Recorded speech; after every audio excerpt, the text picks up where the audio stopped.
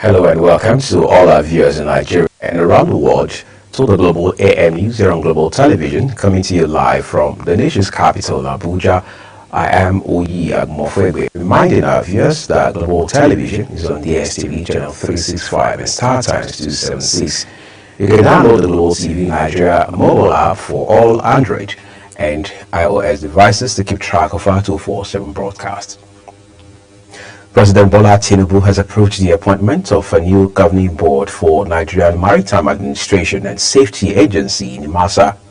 The appointment, effective from June 24, is pursuant to Section 5 of NIMASA Act, which noted that the board should determine the policy of the agency with regard to the financial, commercial, and operational program. Among those appointed is Irama Ogbefu, Managing Director, Chief Executive of Stars Investment Company and Chairman of Technical Committee of Ship Owners Association of Nigeria. Industry experts see Irama's appointment as a testament to the vision of President Bola Tinubu's administration to commitment in strengthening institutions, recognizing and enlisting individuals of merit and excellence in critical national assignments. President Bola Tinubu says his administration has rescued Nigeria's economy from the brink of collapse, assuring Nigerians living in St. Lucia that significant reforms are stabilizing the country and reviving investor confidence. This was disclosed in a statement released by Special Advisor to the President on Information and Strategy, Bayo Onanuga. He said as of the time he assumed office, he inherited a country that was near bankruptcy. And back home, Nigeria's First Lady Oluremi Tinubu has donated 1 billion naira to victims of violent attacks in Plateau State, declaring that her commitment to the country is driven by love, not politics. Speaking at the Government House in Rayfield, Jos, the First Lady said the funds were raised through her Renewed Hope initiative and are sourced from government coffers. She said she had met with the governor 2 days earlier to express her desire to meet traditional rulers and religious leaders in the state. The Julius Abure-led faction of the Labour Party has issued a 48-hour ultimatum to the party's 2023 presidential candidate Peter Obi to formally resign his membership following his decision to join the opposition coalition platform under the African Democratic Congress (ADC). Obi was unveiled as one of the major political figures aligning with the new ADC-led coalition formed to challenge President Bola Tinubu in the 2027 general election.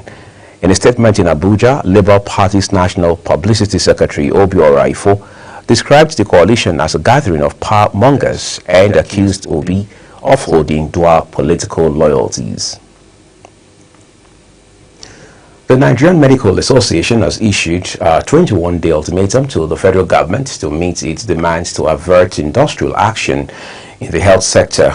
The association, in a press conference in Abuja, expressed disappointment and condemned the circular on the consequential adjustment of allowances under the consolidated medical salary structure for medical and dental practitioners in Nigeria.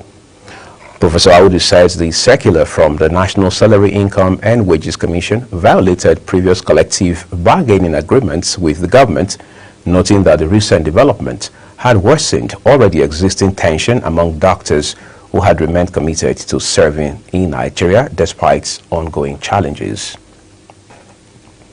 In a different development, the federal government has offered a 50 million naira venture capital grant to outstanding students in Nigerian universities.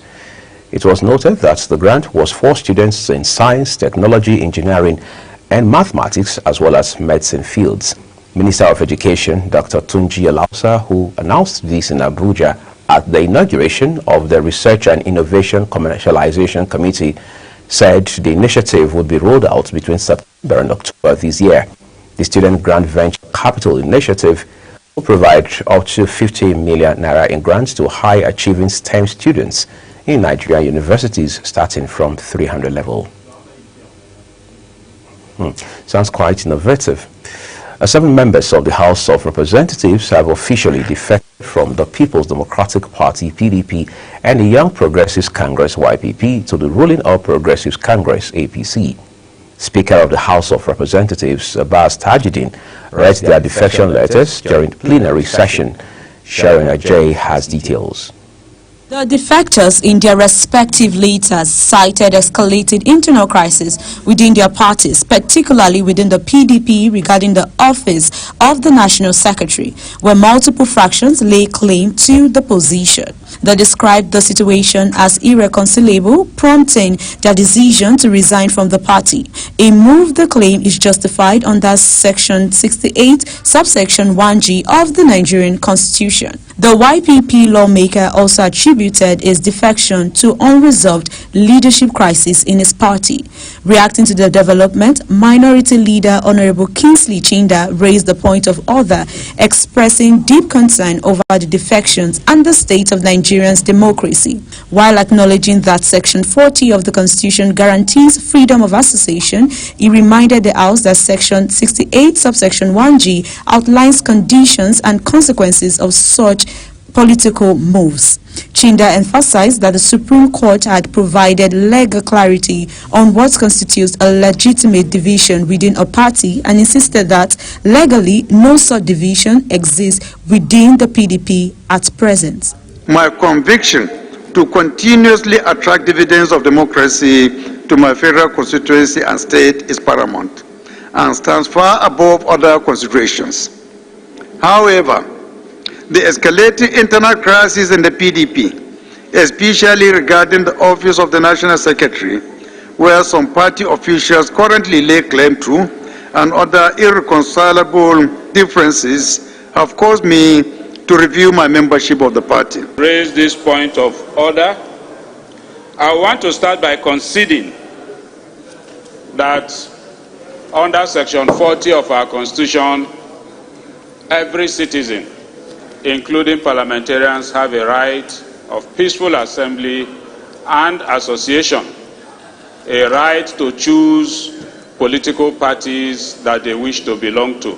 He urged the Speaker to act in accordance with the Constitution and existing court ruling when addressing the defections. Sharon Ajay, reporting for Global TV News. Thank you so very much, Sharon, for your reporting. In the meantime, the House of Representatives has passed a motion seeking to include the President of the Association of Local Governments of Nigeria, ALGON, as a member of the Federation Accounts Allocation Committee, FAC. It also wants President Bola Tinubu to expand the Nigeria Police Academy to multiple campuses across the country. Ogochukwu Mobuno has more. The debate surrounding the independence of the local government as the third tier of government is still thriving. Niger State member Shehu Rijau comes with a motion seeking to have local governments from states and the Federal Capital Territory represented in Federation Account Allocation Committee. He cites Section 162, subsection 3 of the 1999 Constitution as amended, which entitles the local governments to share directly in Federation Account Allocation as benefiting entities. That it is imperative to urgently harmonize the provision of the Section 5 of the Act with the Constitution and its current interpretation by the Supreme Court.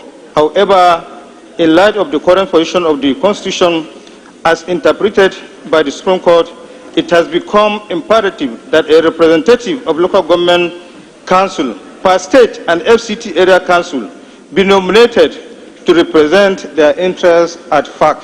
The House also canvasses the expansion of the Academy into a multi-campus institution to fully discharge its mandate for the advancement of policing, security, and national development. In line with these provisions, and cognizant of the need to establish more campuses, which will provide inclusiveness and strengthen capacity of Nigerian Police Academy to train officers effectively. The House of Representatives has passed for second reading a bill to provide a legal framework for free internet access in selected public places in Nigeria.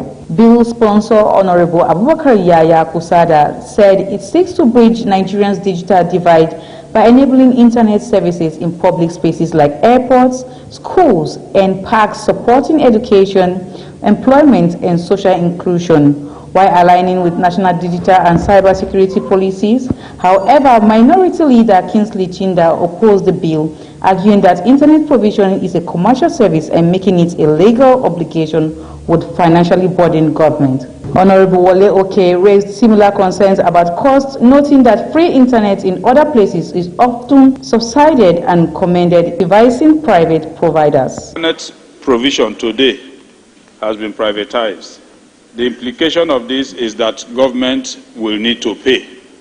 That's one. Two, provision of free internet to me is more of a policy and should not have a legal framework to canvassed by the minority leader that perhaps a motion persuading, service providers to ensure this might be helped. Provide a structure that enables collaboration between government, institutions, and the private sector partners while ensuring the security, accessibility, and the responsible use of public internet infrastructure. Meanwhile, the House has adjourned plenary to July 15th as it hosts the annual Open NAS Citizens Engagement next week. Ogochukwu Mobno reporting for Global Television News. Well, thank you so very much, Ogochukwu. In the different developments, the House of Representatives has passed for second reading a bill seeking to broaden the mandate of the Nigeria Technical Aid Corps in line with evolving global challenges and opportunities for international development collaboration.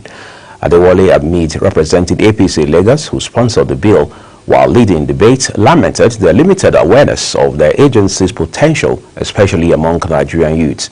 He noted that the Nigeria Technical Aid Corps was originally established to deploy Nigerian professionals to African, Caribbean, and Pacific countries in need of technical assistance, aimed at promoting South-South cooperation and fostering mutual development. The House of Representatives has asked the federal government to create a special fund to tackle the menace of erosion in Ondo State. This follows a motion of urgent public importance sponsored by Donald Ojogo on the need for the government to provide relief for victims of the flood disaster ravaging Ilaje, Seodo Federal Constituency of Ondo State. In the interim, the House asked the National Emergency Management Agency, NEMA, to swing into action and send relief materials to the affected communities, as well as provide shelter for the people displaced by the flood.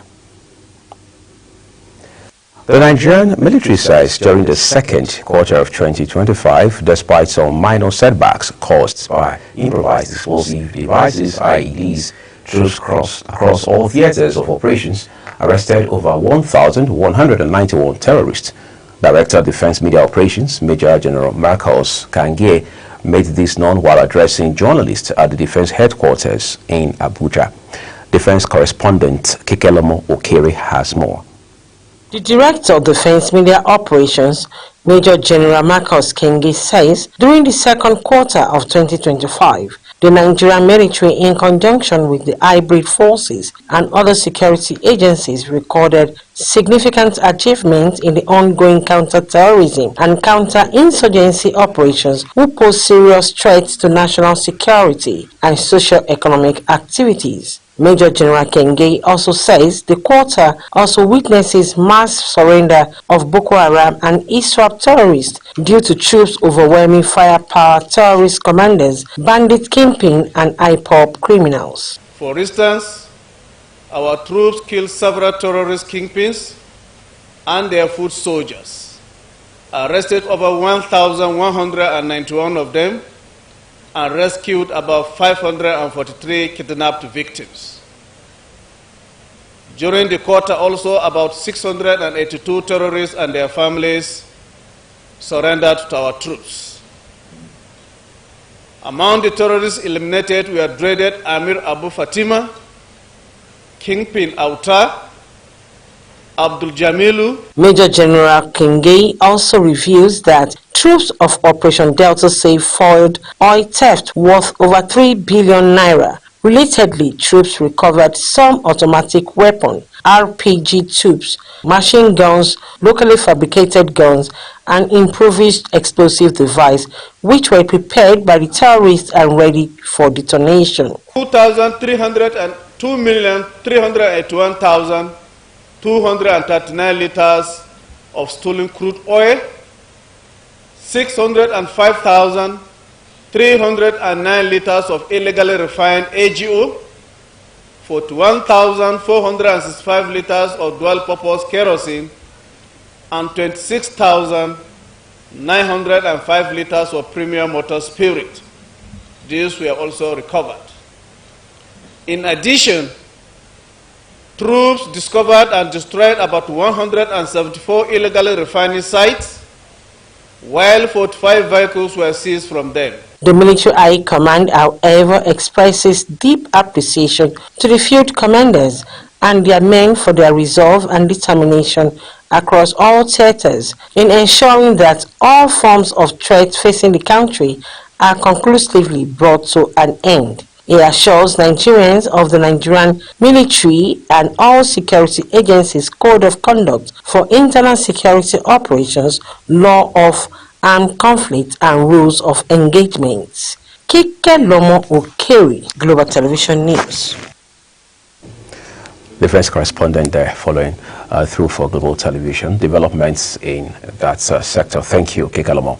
You're watching the live broadcast of the Global AM News with Uyi Agmofwe. When the rest of the news returns shortly, Shettima inaugurates National Credit Guarantee Company Limited Board, says new firm will unlock MSME financing. We have those details from the World of Business as well as other stories from the foreign and sports for you. Please stay with us.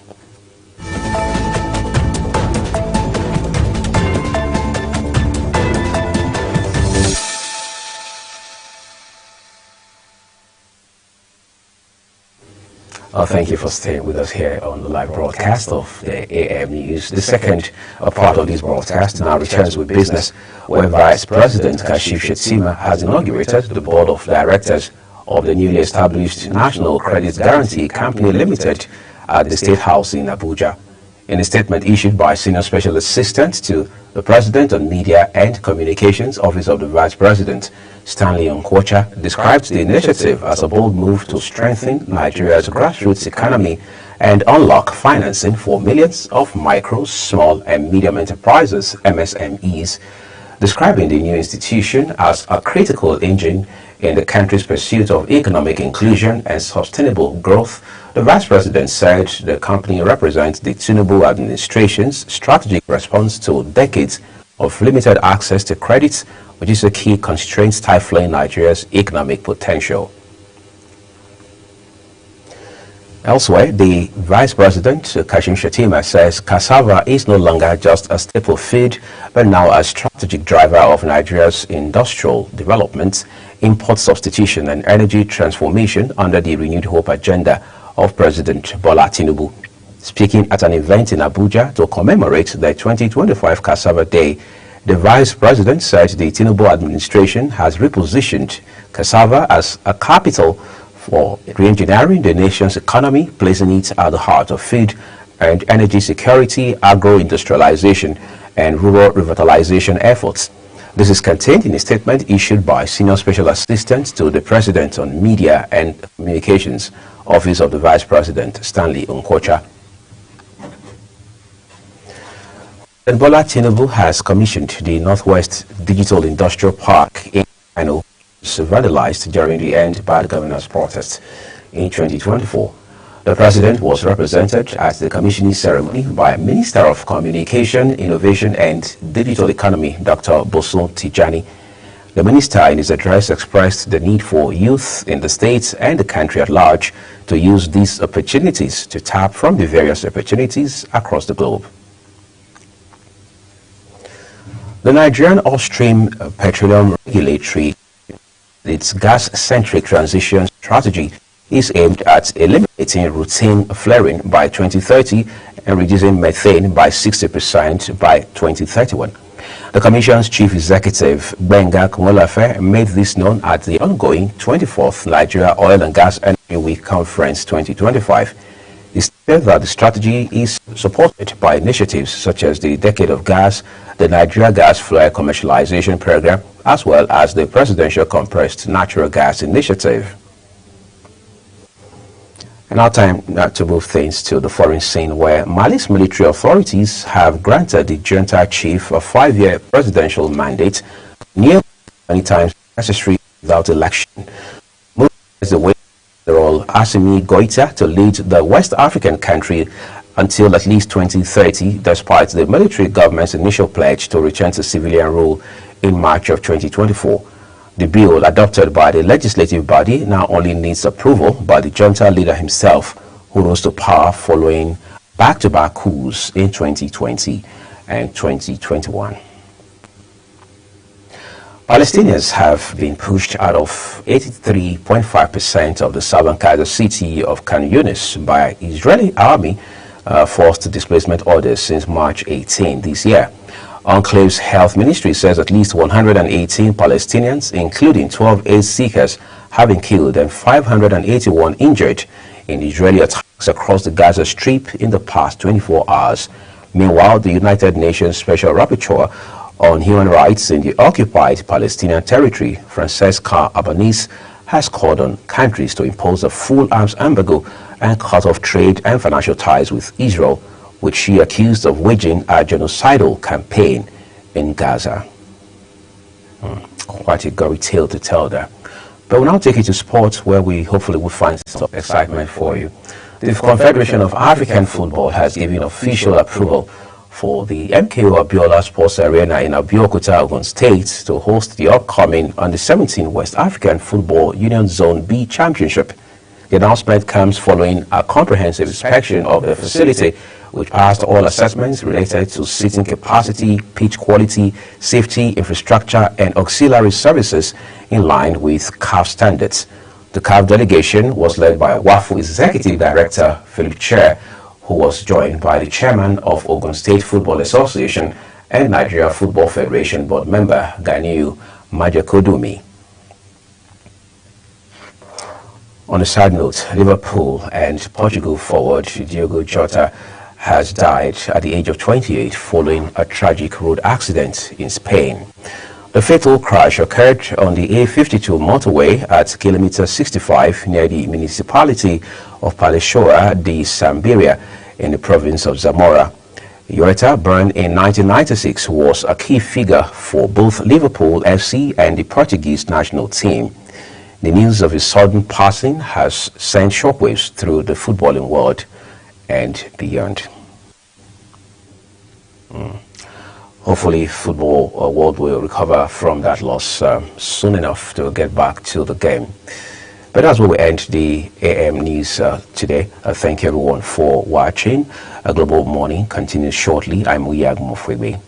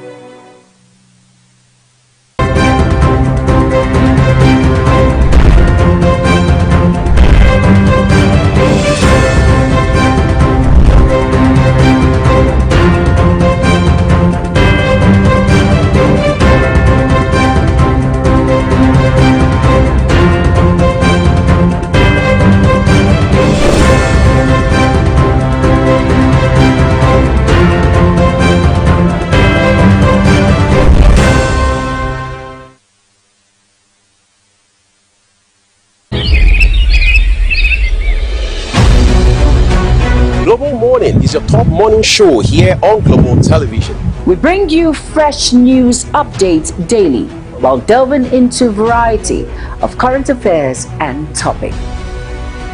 And at the same time, keeping you well informed about important events, both national and internationals. Global Morning serves as a valuable source of information, helping viewers like you start your day well informed. Stay connected from Monday through Sunday to a wide range of latest news making rounds on Global Morning. We're on the road to protest. And the president meets all of our demands.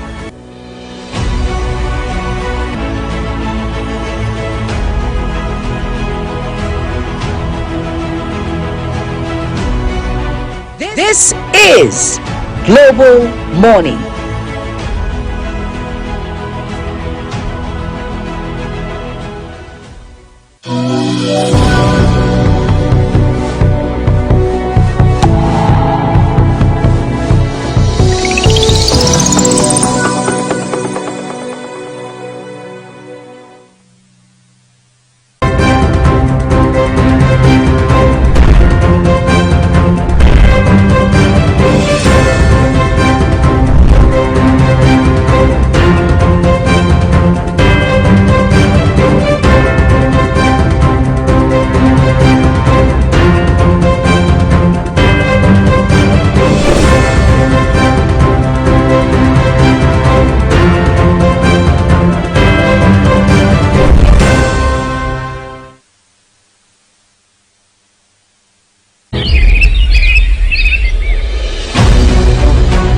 Global Morning is your top morning show here on Global Television. We bring you fresh news updates daily while delving into a variety of current affairs and topics.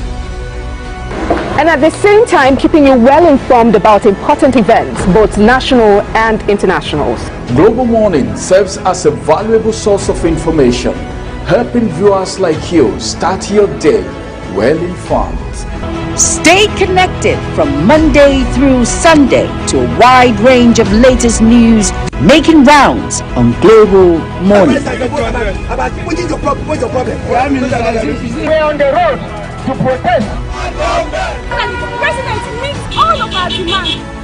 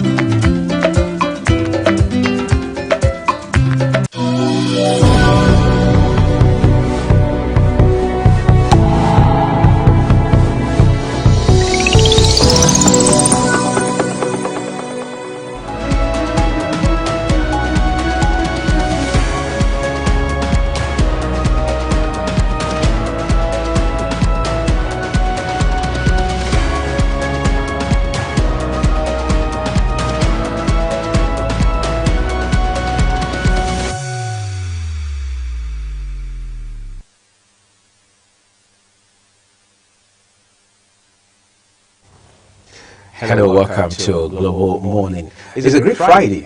You know what they say about Fridays, right? A great weekend begins on a Friday. Some people these days even say it starts on a Thursday, but it depends on where you stand. But whatever the case may be, just an opportunity to look forward to an amazing weekend, especially for people who have put in the work in the course of the business week. So you just want to take that time to unwind, relax, lean back a little, do something away from the hustle and bustle.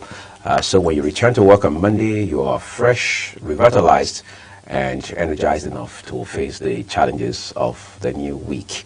I'm Uyi Agmofwegwe. I've never been more delighted to have you join us here on Global Morning. And my colleague, who is so typically looking as the Nigerian that he is and as the African that he is also on the program this morning. Good morning, Mr. Ali. It's good to have you. Global Morning. Always a pleasure. I think you've said it all. Weekend, so many things happen during the weekend. Some person said weekend is for Owambe. And you look ready for that right now. For the shows, for the events and everything. The planning starts from today. That's right. We have come on your way once again to help you get your day started on a beautiful note. Many thanks once again for joining us. All right, what more can we say? The week has been very, very eventful, as is always the case. And as you know, it has also been 1 week where several landmark events have happened, particularly in our dear country, Nigeria. President Bola Tinubu is still out there in the Caribbean. St. Lucia has been on the news for the last couple of days, big time, on account of President Tinubu's visit to that country. Of course, we told you here at Global Television, across our news broadcast, of how the president has been specially honored in that country by the Prime Minister of St. Lucia, and the president is going to take this same opportunity to visit a few countries across the Caribbean. So hopefully that will, as we have been told by the presidency back at home, help to strengthen the bond between Africa, led by Nigeria, especially on this front, and the nations across the Caribbean. We understand the president is also using this medium to speak to Nigerians in that part of the world about what his government is doing back at home in Nigeria, and how that there has never been a better time to, if you like, strengthen the bond that exists between Africa and the Caribbean. I know I've never mentioned this on live television. You know, back in the day, I was a younger boy between 2003 and 2004. Now, internet had not become so popular, so you'd have to go to a cyber cafe to do everything. Yahoo Mail was the popular mail service at the time, and then Google was coming up pretty strong as well. So you had what they call Yahoo Messenger, which Gen Z probably will now think he was an errand boy. He was actually an app, right? And then, I don't know, somehow I made friends with this Ghanaian family. I mean, this was a family in a country called Guyana in the Caribbean, all right? Now, something stood out for me at that time. I realized that when you see these people, you're not seeing human beings away from Africa. You're seeing them like they are next door. I mean, their skin color, their attitude, their culture, their tradition, their practices. And you're wondering, hold on a second, how on God's earth did these guys move away from Africa? I mean, I'm talking about you in Nigeria, and you're talking with a family in Guyana, and at the point, the woman would call her daughters my sisters. I mean, these are people I've never met in real life. I mean, I was a small boy, but I just had this thing for tech and all of that, so I would go to the cafe every chance I got and things like that. Now, I'm saying this to say that this visit by President Bola Tinubu to St. Lucia, and by extension to a few other places across the Caribbean, has again sparked that reality that there's a strong, deep-seated connection between Africa and the Caribbean. Well, and that's very true. I think I was actually following the stories, Right. you know, how he was given some titles, and of course the giving of scholarship to Right. students there. And of course, coming to talk about the fact that some Nigerians were particularly saying, well, Nigeria also needs scholarship. Right. And one thing about the scholarship is the fact that the students can actually come study in Nigeria, which is a good one, right? Because we also, apart from trade, we also need to sell out our education as well. But then, these people coming in, what is going to be the take back home, the take home for them? What are they taking back? What are they going to think of our educational sector? Is the sector readily stable enough for them to actually come study? But the bottom line is, do you know that I was listening to the radio this morning, and some persons were ranting.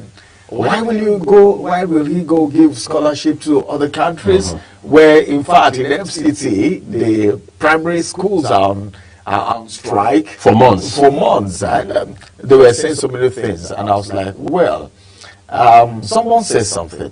The guest I had on the desk, I think 2 days ago, said something. He said, well, the president cannot do everything by himself. And that's the reason he has put people like them in various positions so that they can at least represent the president. But as a father, whatever happens in the house, people will always say, the family of, you know, when they want to say, well, where did that thing happen? What happened? What happened? Is the family of. So the father's name is always at the center of almost everything that happens in the family.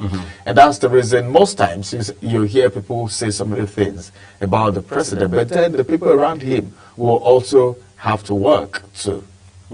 Quite frankly, you know, as they say, charity begins at home and justice from the next door.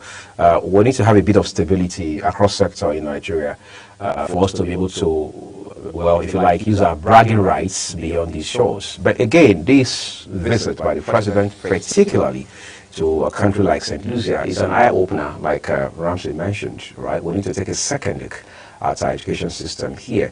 Why do people even have to leave Nigeria, for example, in their numbers to go study abroad? It's a question. It's not a crime. I mean, you have people from across the world who travel to other countries. I mean, they travel half the world to go study elsewhere. But perhaps no country has more students in the US than India and China, for example, yes. But does that mean India is not a great country? Of course it is a great country. Does that mean China is not a great country? Of course it is a super great country. As a matter of fact, the second largest economy in the world today. However, what is the motivation and what is the process? What is the framework for that? India, for example, just for perspective, would send a certain number of students to MIT, Massachusetts Institute of Technology, just for the purpose of studying certain fields that must be within the bracket of science, technology, engineering, and mathematics. And the idea is, by the time you're done, whether it's just your first degree, whether it's your master's or your PhD, you're coming back home to replicate that knowledge in ways that are remarkably significant, which means that knowledge must make impact in certain areas. It's the reason you realize that in terms of science and technology, India is breaking new frontiers on a daily basis as compared to any country, virtually any nation on the soil of Africa. So the question is, what can we learn from that model? Is to say that we must first of all sit down and understand that a lot has changed across the world. Is to understand that we're now competing with not just at the sub-regional level with other nations within Africa, or worse still, West Africa. We're now competing with countries away from this continent. So how much are we investing in these areas? How much are we driving our education in such a way that people just don't end up with papers in terms of certificates, but they come out better than they went into university, in such a way that you can see a nexus, like a connection, real time, between what people learn in the university and what you find across industries, which means that in this day and age where we are talking about electronic vehicles, for example, how is Nigeria having that conversation? Because that was one of the conversations I had with a colleague just 2 days ago.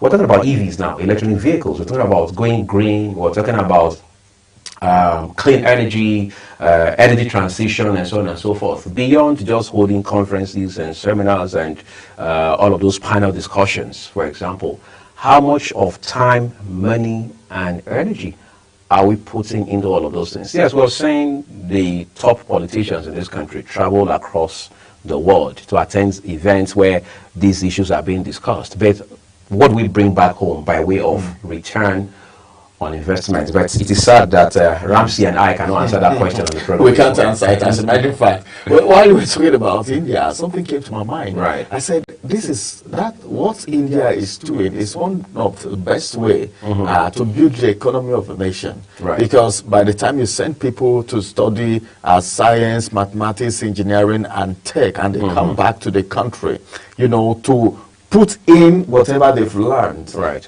Productivity will increase, and that will boost the economy of that nation. So I was just thinking, why won't Nigeria just think along that line? Because majority of the people that I hear go to study abroad sponsor themselves. What will it take if the federal government have a set of people? I could remember back in the days while we were still in secondary school, we used to hear exchange program where people come from the north, they take people from the north, different places to go study in the south, middle belt and all of that. But then we don't see these things happening internationally. Right. So I think it's a good idea if we can take that from India or China too and send people abroad. Maybe you can give them a time within the space of 10 years when you graduate. Right. This is going to be your input. As you come, the industry is readily available. You just go there, you practice in form of a teaching practice or something. Then the next 5 years, you are earning big and your production is affecting the country positively. That's right. That's a good way to go, I think. Yes, we need to sit down and ask ourselves, where exactly did we miss it? Where is the broken link?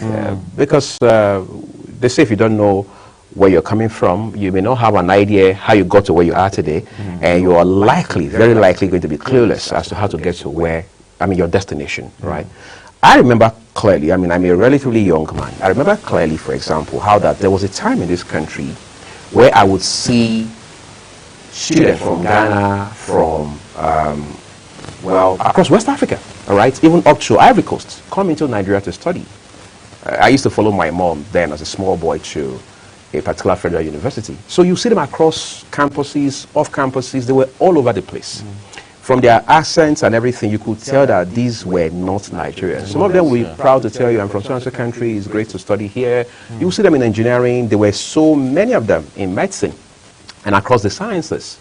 But today, obviously, the reverse is the case. You see Nigerians going to Togo, to Ghana, to study at the point. Benin Republic here. Yes, just last year we had an issue with Benin Republic in particular and a few other countries within the sub-region where even the Federal Ministry of Education in Nigeria was under fire on account of question marks, so to speak, over certificates from a country like Benin Republic in particular, especially because of a very damaging investigative report that was done by one of the tabloids talking about how that the education system is not, up to standard, and several concerns were raised and things like that. But the question is, beyond that report from last year, Ramsey, what exactly have the education authorities in Nigeria done to start correcting? Because obviously this is not something you do overnight, to start correcting that anomaly. These are fundamental issues. Until those issues are addressed, there will always be challenges. When you are applying, for example, for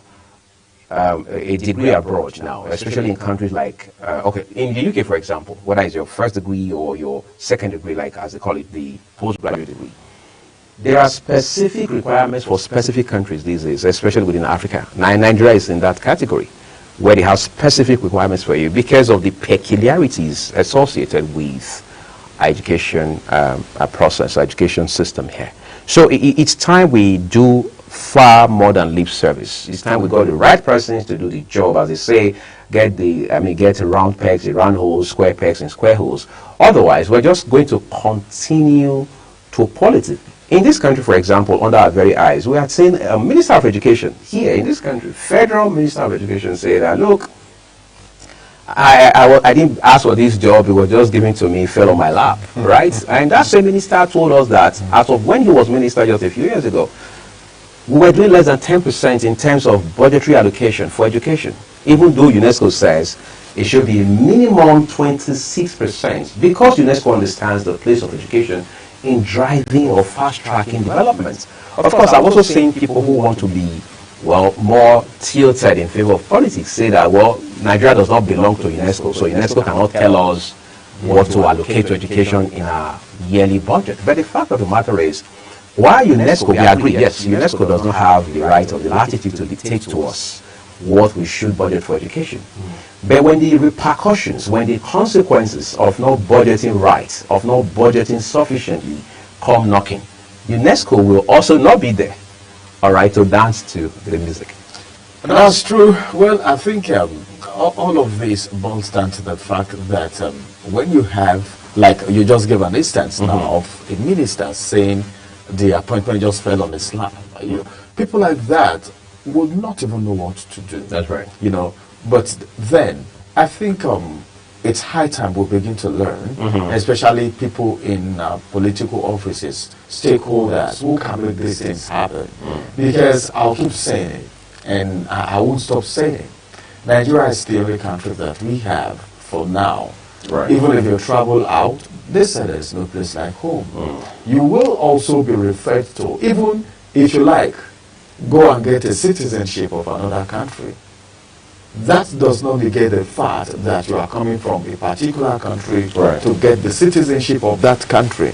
So the education sector, I feel, should be taken very seriously if there must be national development and growth. And of course, who are the people in school? The youth, who are being termed as the life wire of every nation. Look at what is happening in our educational sector. Okay, every day we talk about it. The primary school, the secondary school, how are they faring? Look at what just happened recently with JAM. You know, so many things. I think the era of this person is my friend. I should give him the position to handle it. This person needs to be settled, as the case may be, to handle a particular position, even though they are not the best fit for it. We don't speak well for our nation.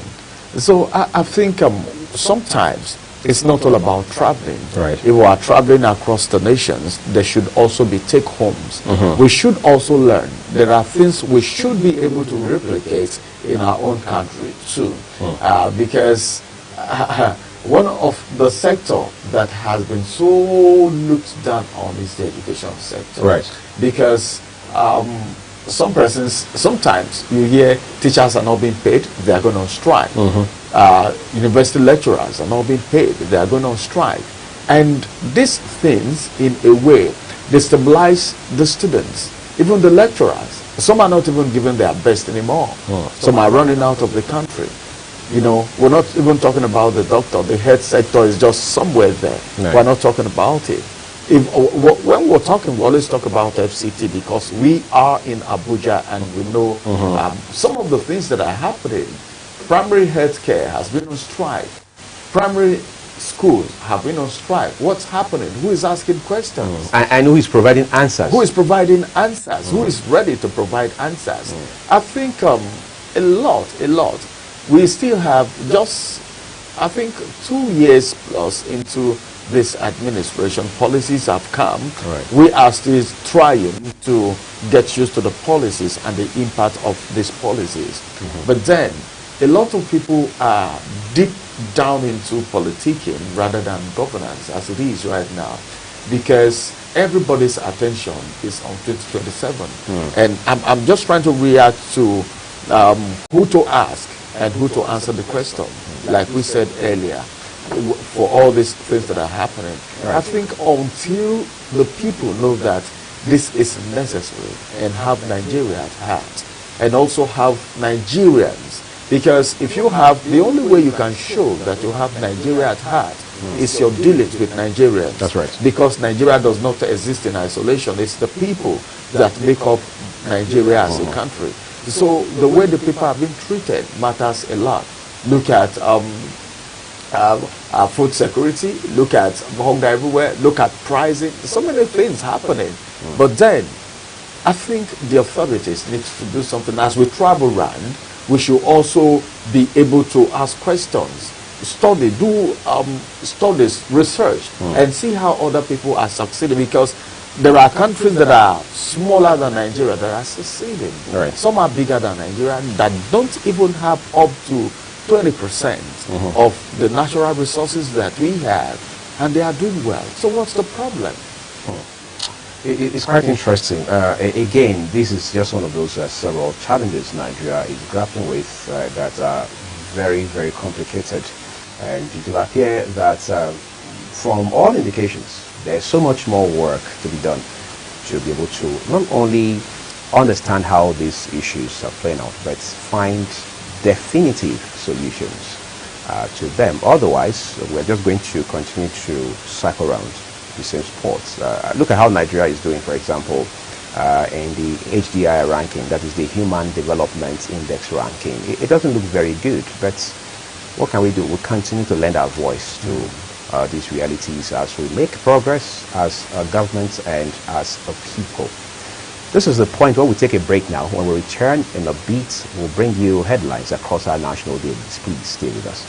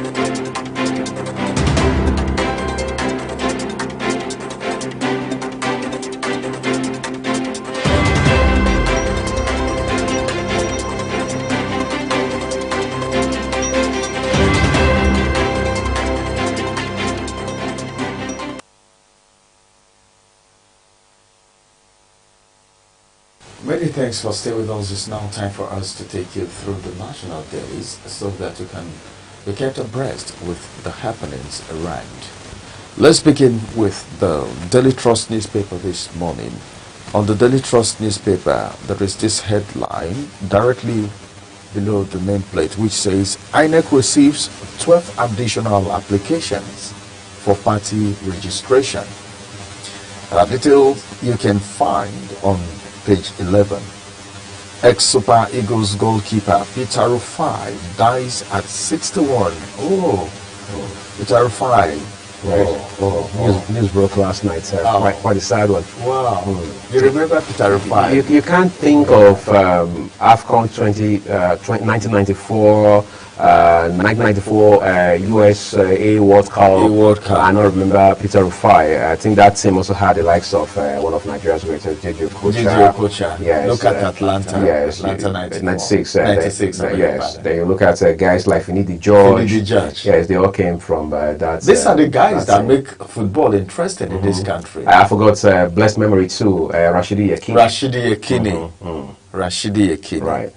Well, may he so rest in peace. He died at 61.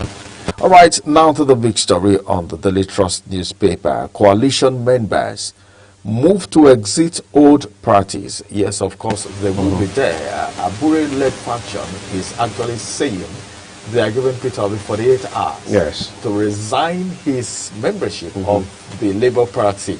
You can't serve two masters. You can't serve two masters. Well, I don't know. But then, well, I don't want to talk much about this opposition this morning because ADC, according to what is the Abure-led faction, the secretary said something that these are power mongers. Right. And some persons are saying this is more like a recycling of the same people that have been in power before. If you look at all of them. And some persons were like, okay, let's see who they will field as the flag bearer. The flag bearer of the party. Well, we will just keep our fingers crossed. But then all things being equal, we don't expect the work to suffer because someone wants to get into power. So if your politicking is going on, at least governance should go pari passu with these intentions. Now let's move to the next headlines. Remi Tinubu returns to Plateau, donates 1 billion naira to victims of attack. More headlines from the Daily Trust. As at yesterday, she said, well, this money doesn't belong to the government. That she sourced it through her own initiative, the Youth Hope initiative. That's what she said yesterday. Right. And I think it's good if everyone will be putting the perspective straight when it comes to dealing with funds, exactly. Public interest. Public interest. You know, I think it went really down with me when she actually said, well, this is not coming from the government. The people that I hear do things like that are religious bodies. They will tell you, well, government money should be used for government things, and religious money should be used for religious things. You see them rejecting millions. At least for the purpose of transparency. Yes, at least for clarity's sake. All right, more headlines right here with $2 billion tier 1 capital. Zenith Bank rated #1 in Nigeria, 200 hectares. Thus, the rider, my children have rights to own land. That's Wike. I don't know if you solved that story. That was flying right. He had allotted plots to his son. So the man comes out and says, look, I mean, they are Nigerians too. They have the rights to own land in Nigeria too.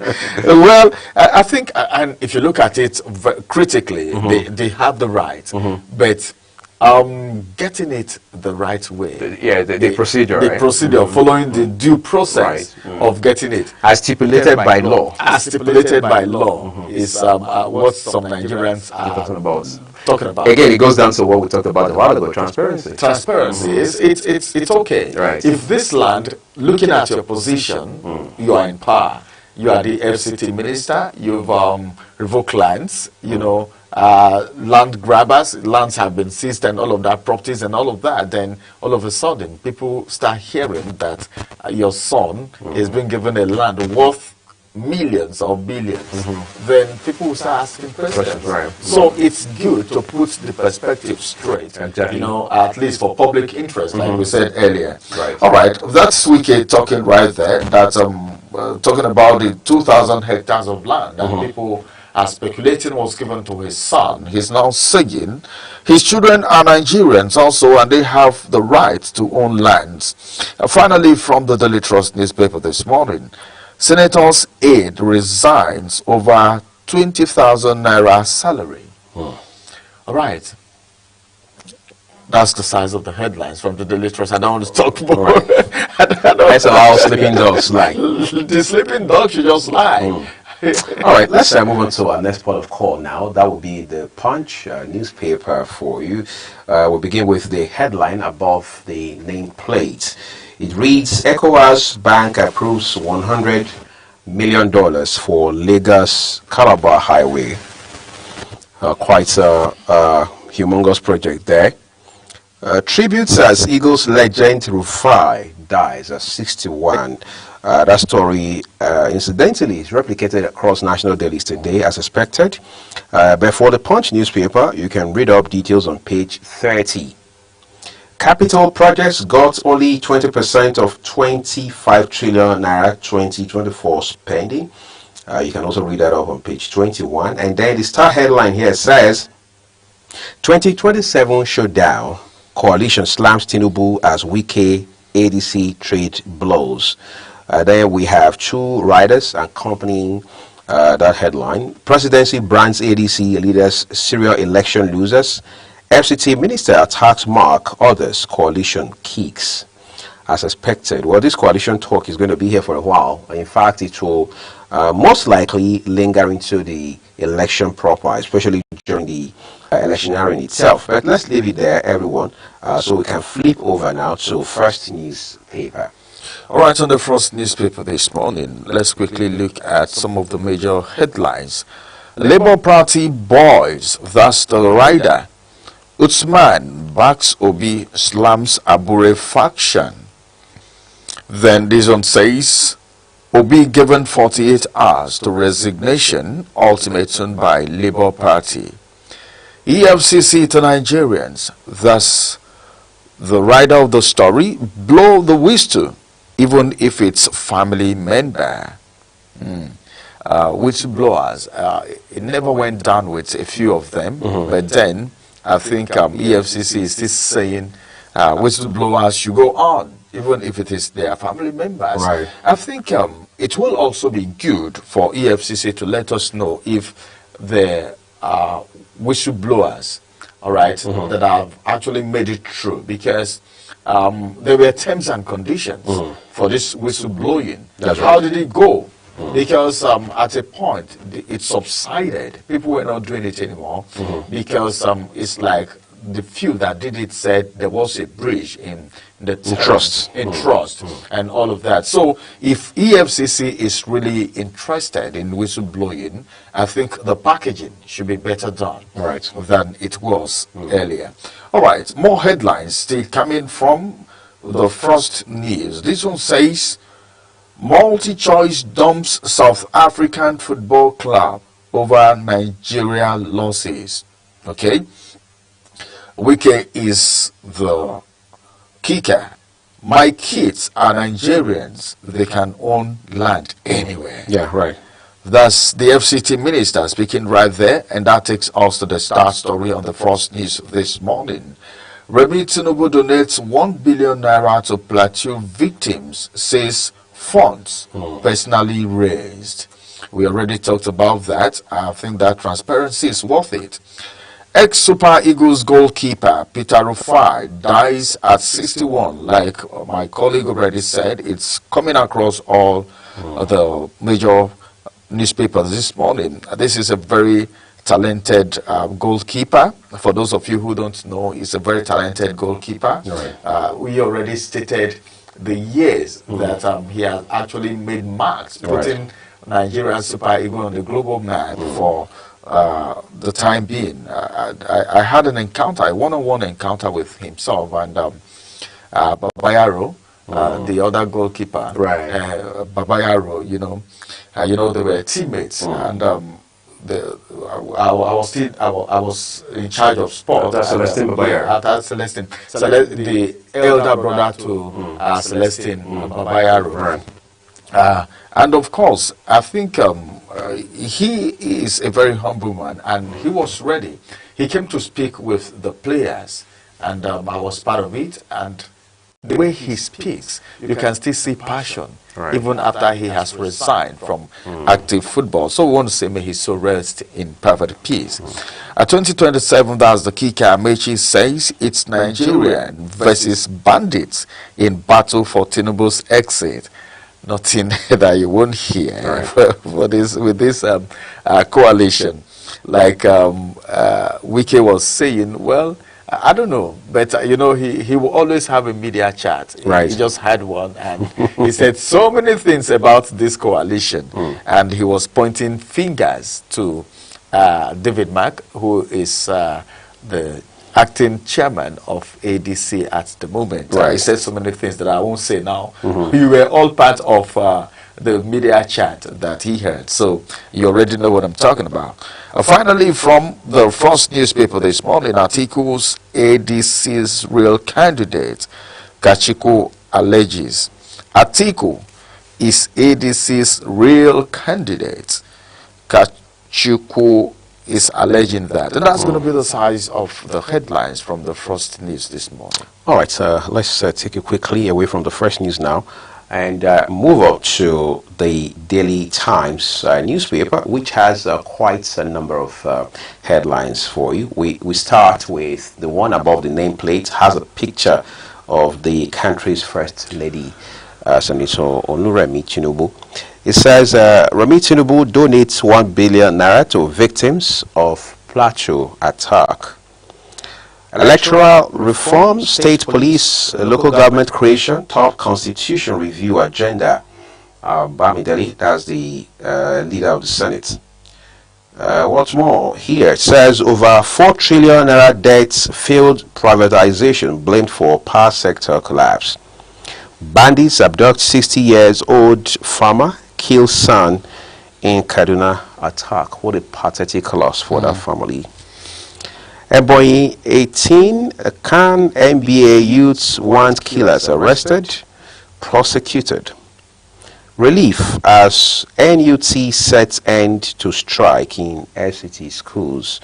You can read up those details on page 6 of the Daily Times. That will be some relief because on account of this strike, we saw a protest that ran for a couple of days. So hopefully the Nigerian Union of Teachers is able to bring this to an end. Nigeria at 65, federal government to honor 250 Nigerians. Well, that commemoration is just about, it's barely 3 months away. So fingers crossed, we'll follow those developments for you, as is always the case here at Global Television.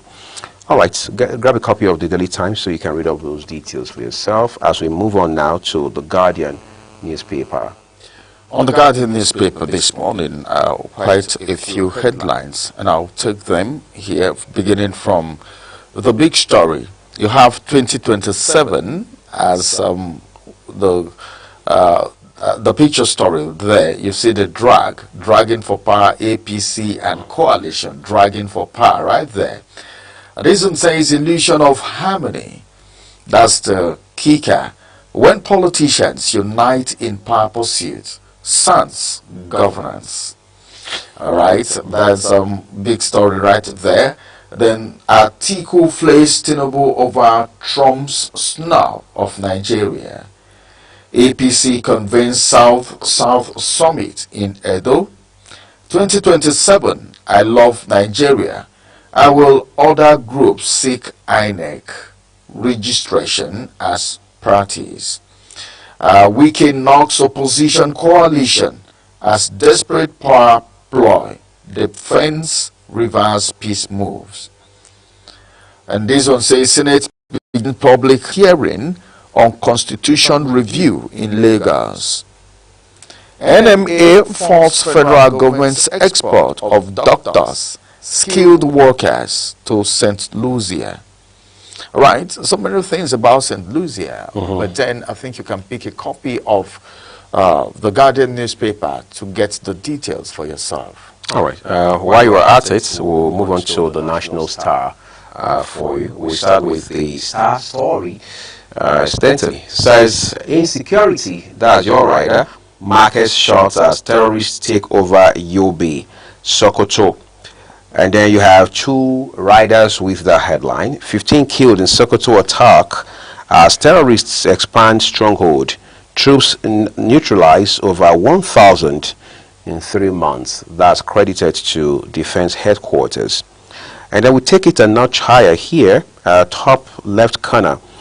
NMA kicks as FG plans to deploy doctors to St. Lucia.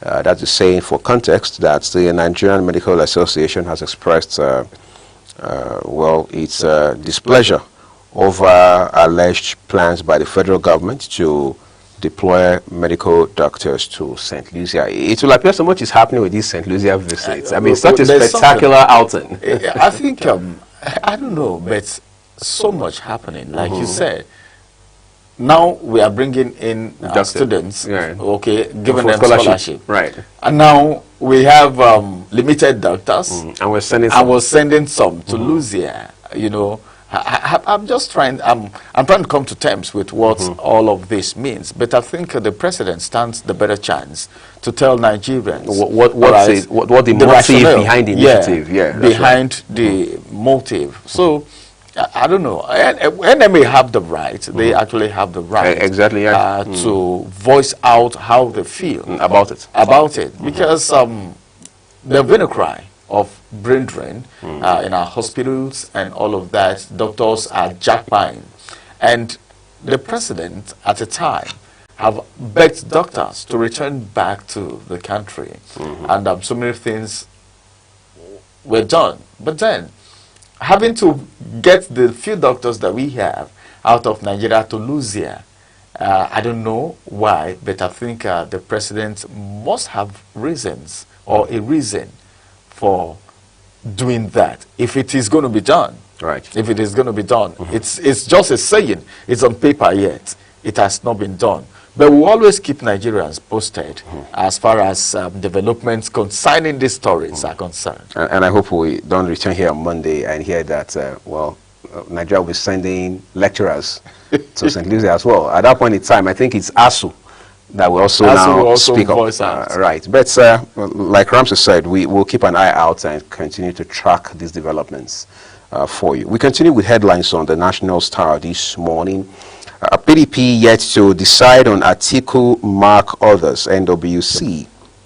INEC receives 12 additional applications for party registration. So much boiling now regarding 2027. All right. Then we have one story here. Special investigation.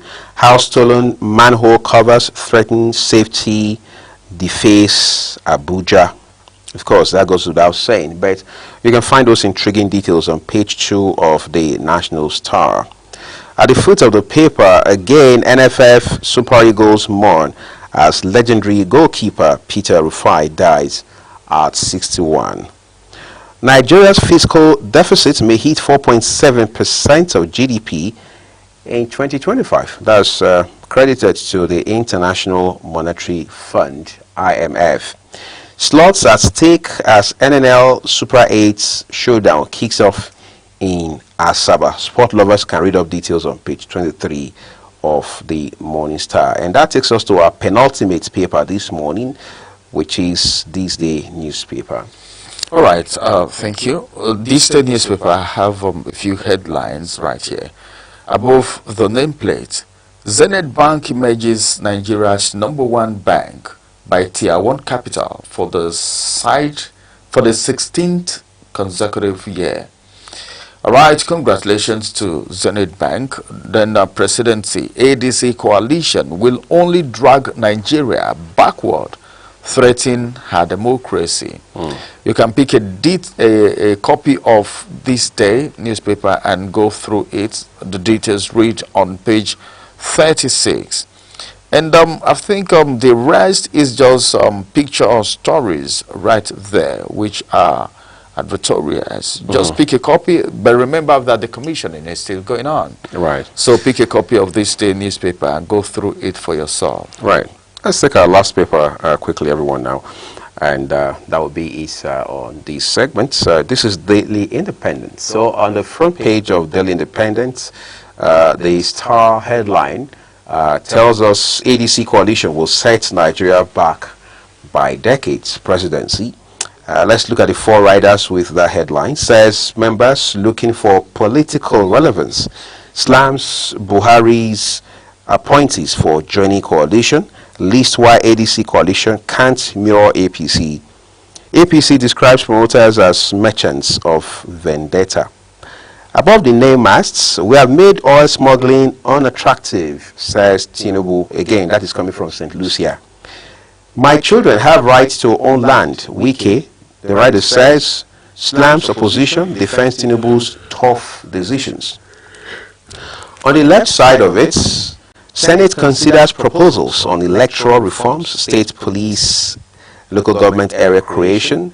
The writer says holds public hearing on constitutional review in Lagos. Coalition, that's your rider, that's your kicker, I should say. LP Slams Abure says it gave Obi blessings to participate. Again, that's a reminder that the Labour Party is one of the several Nigerian political parties also embroiled in conflicts at this point. 2027, why Wike is already afraid of us, by ADC. And then Ayahu's reinstatements that are going to be remembered for presiding over PDP final funeral. Who is saying that? Well, you can read up details on page 29 of the Daily Independent. And then we have the last headline on the foot of the page. Someone who mourns ex-Super Eagles goalkeeper Peter Rufai, that has details awaiting you on page 6 of the paper this morning. All right, that's what we'll leave it on newspaper review. Just to remind our viewers, as always, that all of the headlines we bring to you here are as published by their respective publishers. Global Television does not make any editorial contribution to any of them. Again, read up details so you can find context and perspectives, and as such, you will be able to avoid fake news and misinformation. We're taking a quick break now. When we return, we'll put our first discussion on the road for you. Please do stay with us.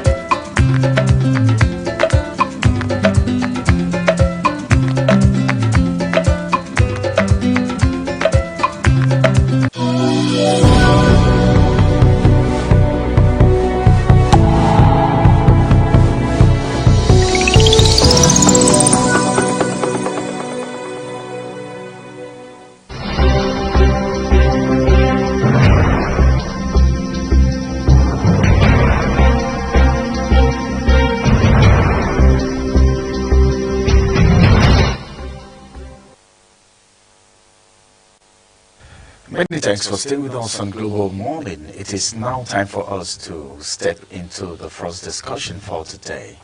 Well, our first discussion today is going to be around the security situation. You know, a lot of people have heard about amnesty.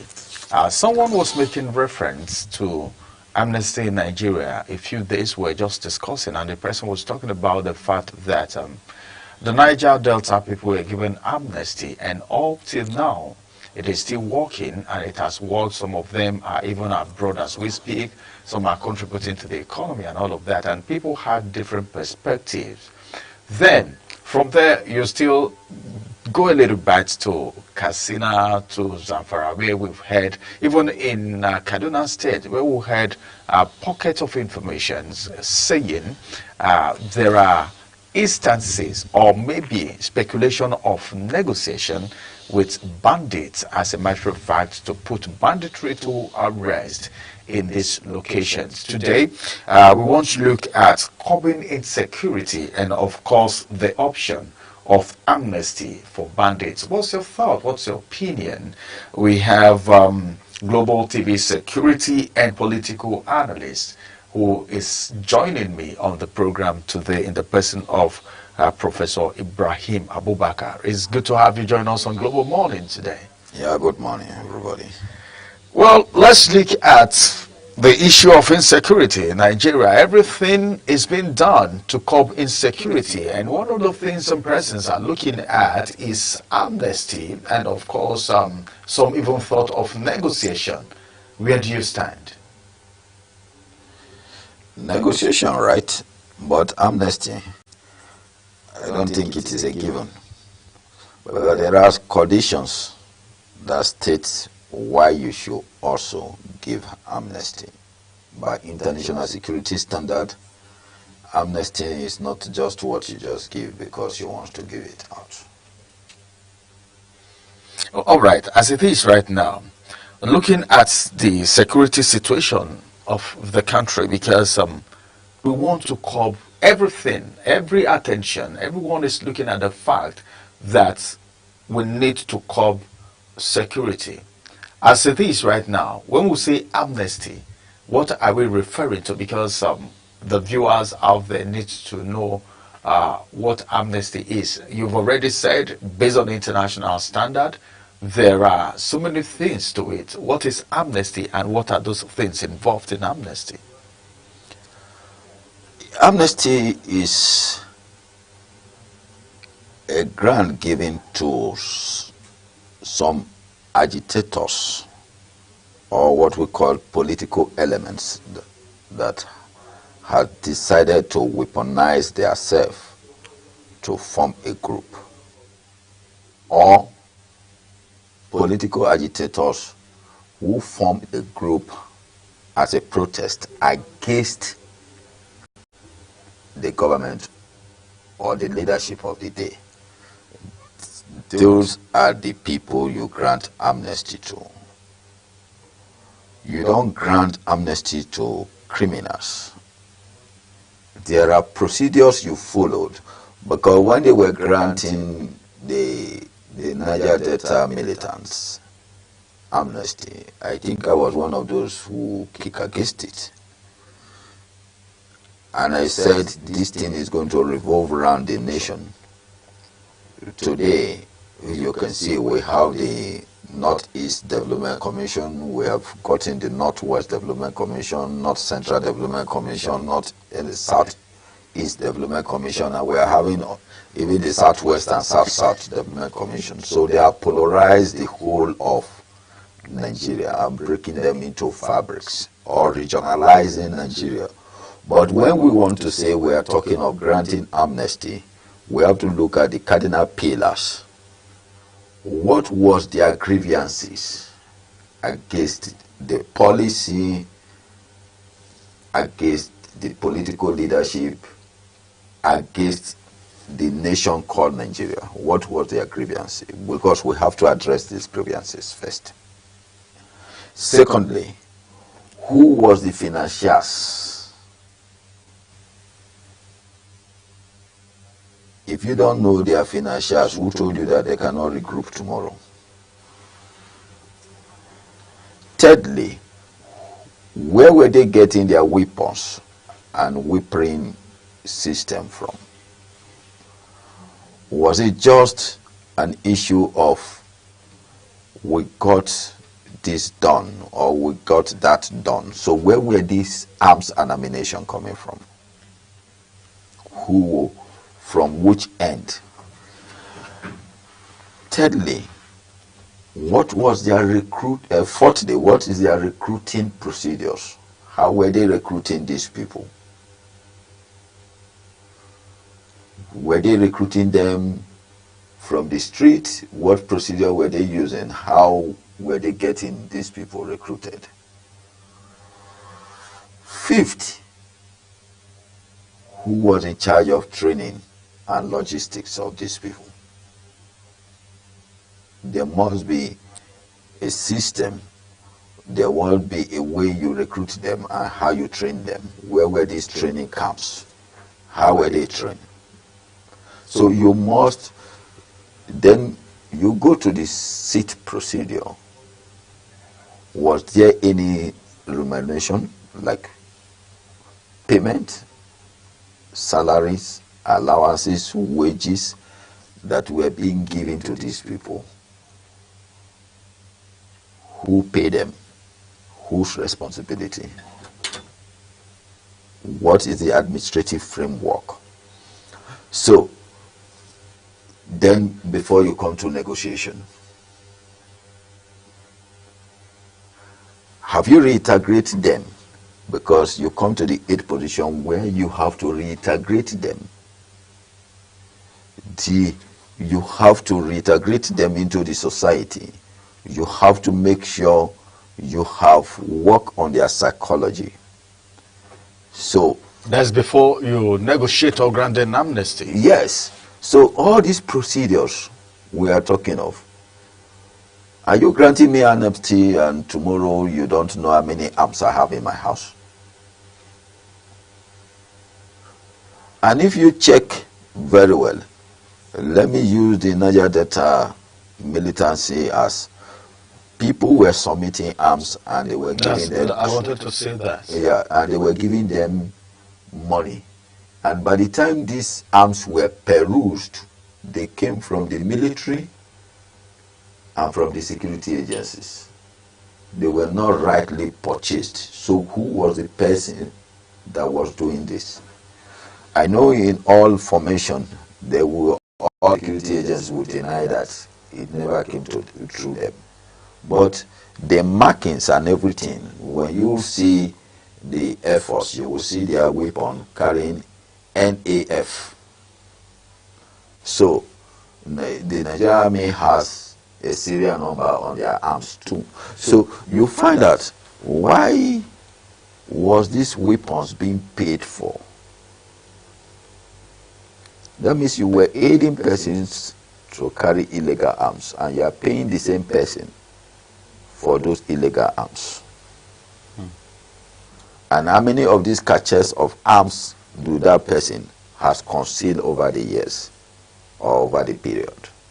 No, you point out, you gave some points, you listed some of the questions that should be asked before you won't go into amnesty. Yeah. How would one go about asking this question? Because I was actually thinking about it. These are not easy to come by.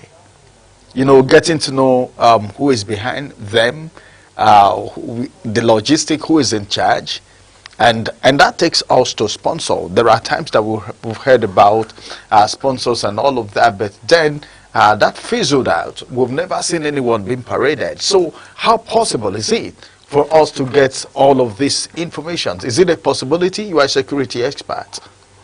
Well, the government over time has told us that they know the sponsors. That is the only story we have had. They know the sponsors, but nobody has told us these are the sponsors. And you take it from me that you will not be into these ventures. Let me call it a venture now, and there is no sponsor. There is actually somebody financing or an organization financing. So have we looked into details of those who are actually financing? They didn't just recruit themselves, so somebody recruited them. Whether they are indoctrinated or they follow the route of doctrine, somebody did. It was not just a wake and you carry arms against your people. Like you said the federal government have said they know the sponsors. But those sponsors have not been shown to Nigerians. We've not heard of them being prosecuted. So why do we place the government in this whole thing now? Well, the issue is that most of the time we don't hold these people accountable. It's the same thing like when you say there is a security information or there is a security report that so thing is going to happen, and it happens. So where did you get the security information from, and why didn't you use that opportunity to need it on board? I already told you I am going to kill you, and nothing or somebody come to tell you that so person is going to be killed, and there is no protective mechanisms against that person, only for you to find out that the person is dead, and you now said I know that the person will die. So that is medicine after death. Okay, we're advancing because these are very, very serious matters. But now, under what circumstances should governments at any level negotiate with terrorists? You first of all disarm them. You give them the reorientation. You have to reorient them. You have to indoctrinate them before you now negotiate with them. You are not going to negotiate with a criminal when the criminal is still in an advantage position. You can't negotiate with a criminal when he's still on an advantage position. He must be in a disadvantaged position for you. So to you disarm them. But that's what Nigerian army and the security operatives have been fighting for almost how many years now? They've not been able to disarm the terrorists. No. So how possible is that? You can't disarm the whole terrorists, but you disarm the leaders. When you disarm the leaders, when you have gotten the leaders to your side, then you can now talk of negotiation. How will you disarm misguided elements who are still in the jungle? So you disarm the leaders. The security agencies, are they telling us that all these years they have not infiltrated into any of these cliques or any of these encaves? They are supposed to infiltrate into them, get all credible informations, get all network, get intelligence from the bodies that infiltrated into them. And if they say they can't, then I don't believe that, because why can you penetrate and infiltrate into a political party, into an economic organization, and you cannot infiltrate into criminal webs? It's not an information I'm going to buy anytime. But some Nigerians have the opinion that negotiating with terrorists will increase terrorism, because some other persons may want to group up again, gang up again, and maybe expect negotiation, because negotiation table, you don't just leave there empty-handed, and that may make terrorism lucrative, don't you think so? But I have said it here that when they granted amnesty to the Niger Delta militants, I was one of those people who opposed it because they didn't follow the procedure. The international procedure was not followed. No procedure was followed. It was done haphazardly. And I told them that time that it's going to creep into other areas. And today, it went to the northeast, come to the northwest, the north central is in this, even the southeast. So we have used the Niger Delta Development Commission. Now we have the Northeast Development Commission, the Northwest, the North Central Development Commission. So we have regionalized Nigeria based on the mistake, our first mistake. Okay, as a matter of fact, does the approach to negotiating with terrorists align with best practices?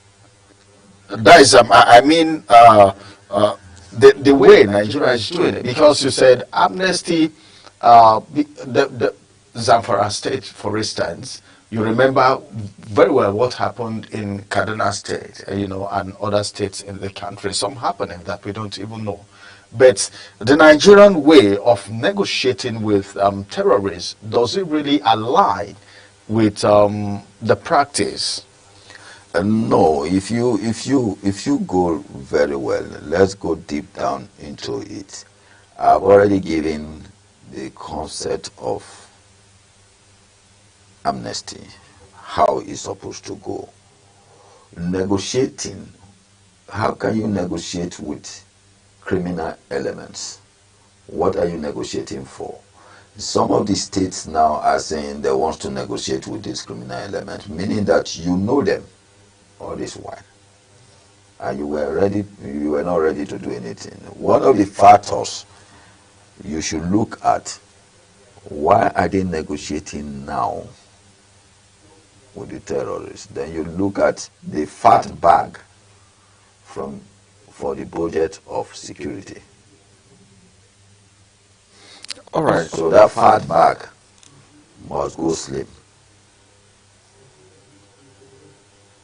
So to make it go slim is bringing some elements of, we are going to do this, we are going to do that, and this is what we are going to achieve. So we are ready for negotiation. So the negotiation is not a card play, it is a two-way element. Those who are negotiating with these people, why? So the question we are supposed to ask is, why negotiation at this point? Why not follow the normal procedure to negotiate? But the defense headquarters have come out to say, well, it is not within its mandate to facilitate amnesty for repentant bandits. And of course, bandits and terrorists alike. But then, which government agency or institution should handle the process by law? By law now. By law, though I am not a legal practitioner, but let me come into security law, which was one of the things I read during my study days. In security law, the security agents only recommend for amnesty. They can recommend some certain elements for amnesty, but the body fall on the head of government and the courts, the judiciary, not actually the security agents.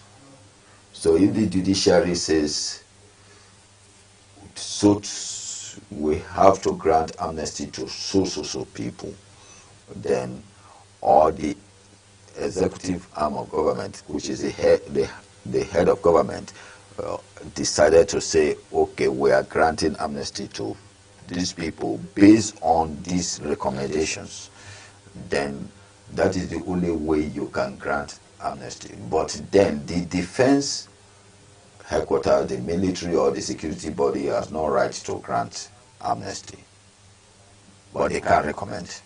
Okay, they can do recommendations. Yes. Meaning what the defense headquarters said is right. Yeah, they are right, because you can recommend, but not actually granting amnesty. Let me ask you now, you are a security expert, and you know majority of the tricks or how security situations should be handled. What's your general assessment of the attitude of government towards terrorism, banditry, and kidnapping in Nigeria?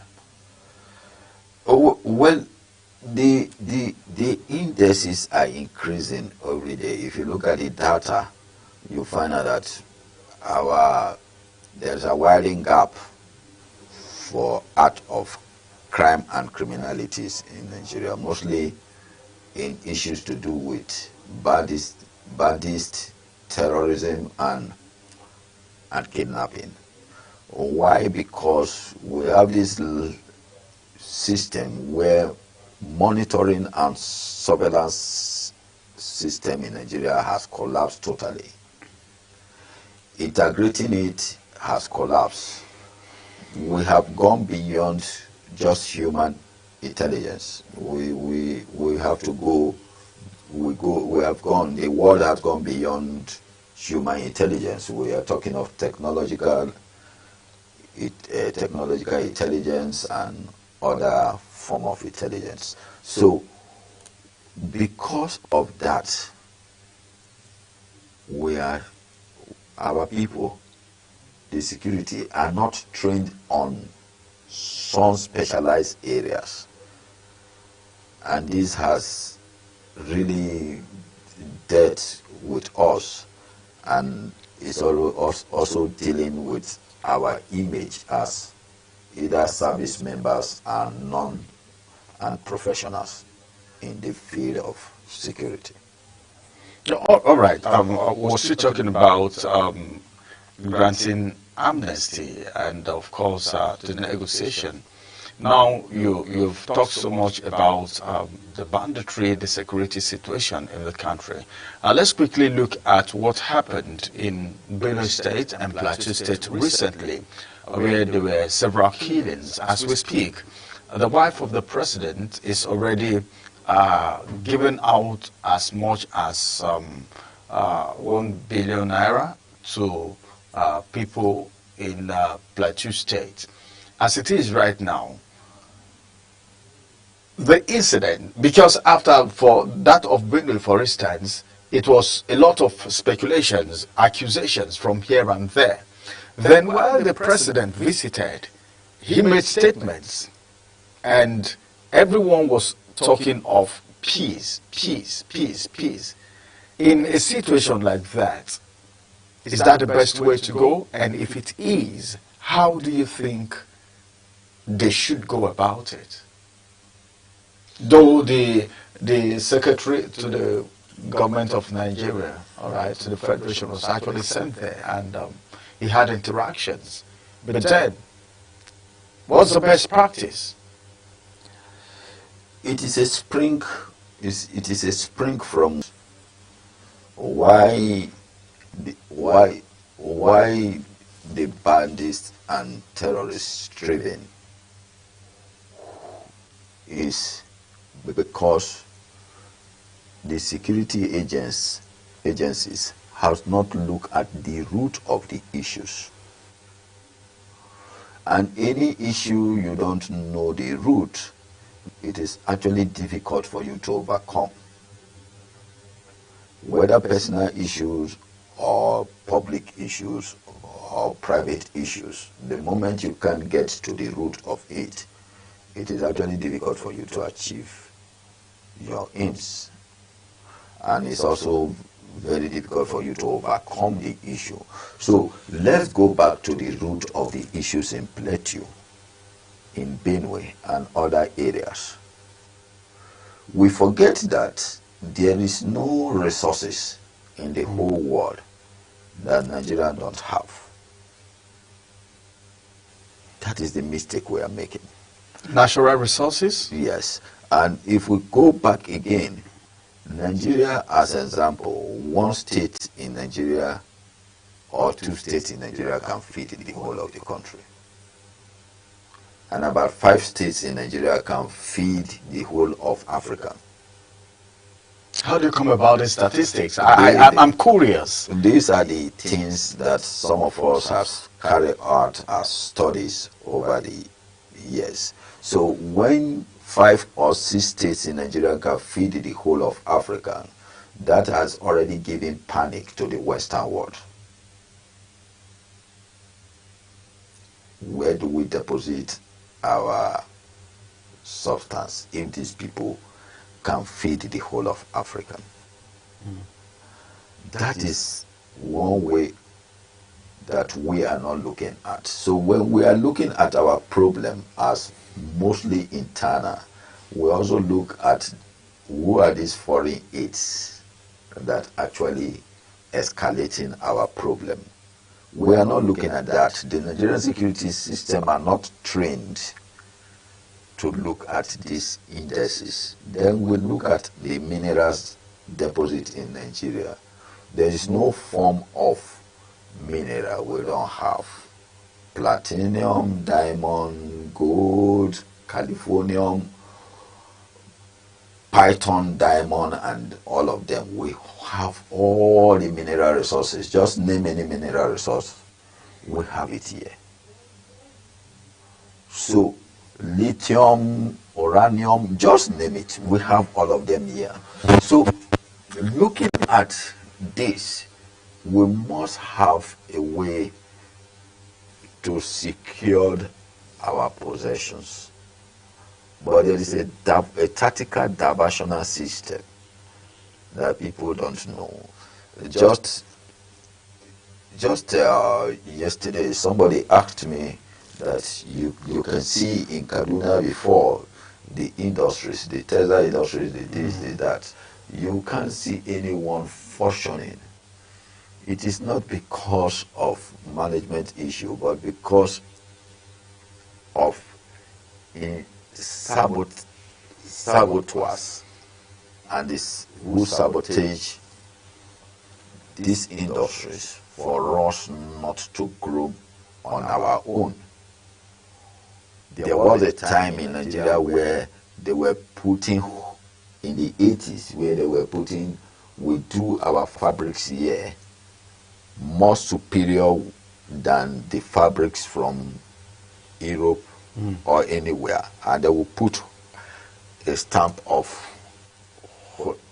Hollandis on our own manufactured fabric to have an international recognition, acceptance. So these were focused, we did not focus on, and today all these industries are marabouts. The equipments are obsolete. Nothing has happened. If we go back to our oil sector, go and look at the refineries. It's not because the refineries cannot withstand the time. Go to Texas in US. Most of the refineries there are older than our refineries, but they are still working. So who are the saboteurs? So many things has happened in this country, and the security agencies, because they are not trained on elementary levels, you find out that we don't have security engineering.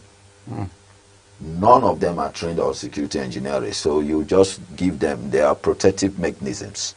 You understand? So they only look at that area that you have to march, you have to carry arms, you have to disperse this, forgetting that we are losing. In most of the forums I have gone, I have told people that security alone can generate what oil and 10 times more than what oil and gas can generate in terms of revenue. But nobody wants to listen because everybody wants to depend on a salary or a wage that is not a wage. So if we can build a security system that is close-knitted without any atom of crime, and also generate a lot for the coffer of the nation, running into between to almost about 150 trillion naira. But we can only achieve that when we are ready to work on our system and also work on our mindset. So I see no reason why you should retire as a police officer or a security officer and you are going home with peanuts when you can actually generate what you are going home. You go home happily because you are generating. You are not a layback. And from the National Assembly policy or the Constitution, if you generate, you go with 30% of what you generate. So assuming it is just even 10%, and you generate 150 trillion, and you are going with 15 trillion, I'm very sure every security agency in Nigeria will be smiling every day. All right, you know, we're talking about negotiation here. There are some parts of Nigeria where it's been said that, you know, farmers can't go to farm anymore in some parts of the country. I was so thrilled when you talked about the fact that a state in Nigeria can feed the whole Nigeria, and 5 states in Nigeria can feed the whole of Africa.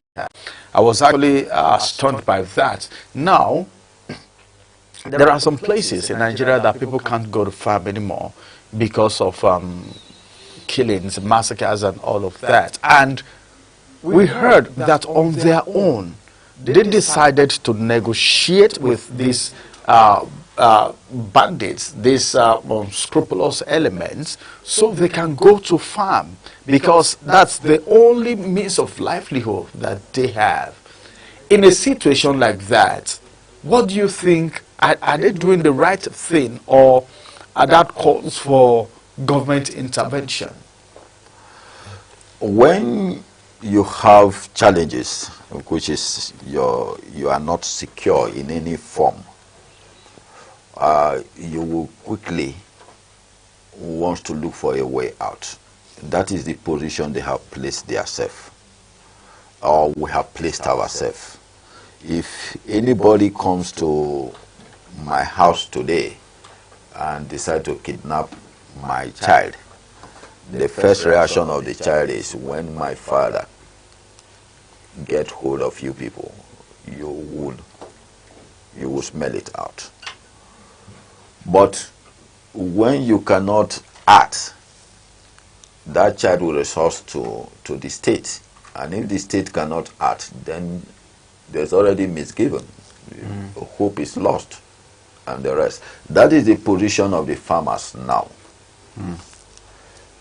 They have, these criminal elements has come, they have sent them out of their farms, believing that the government will come to their aid.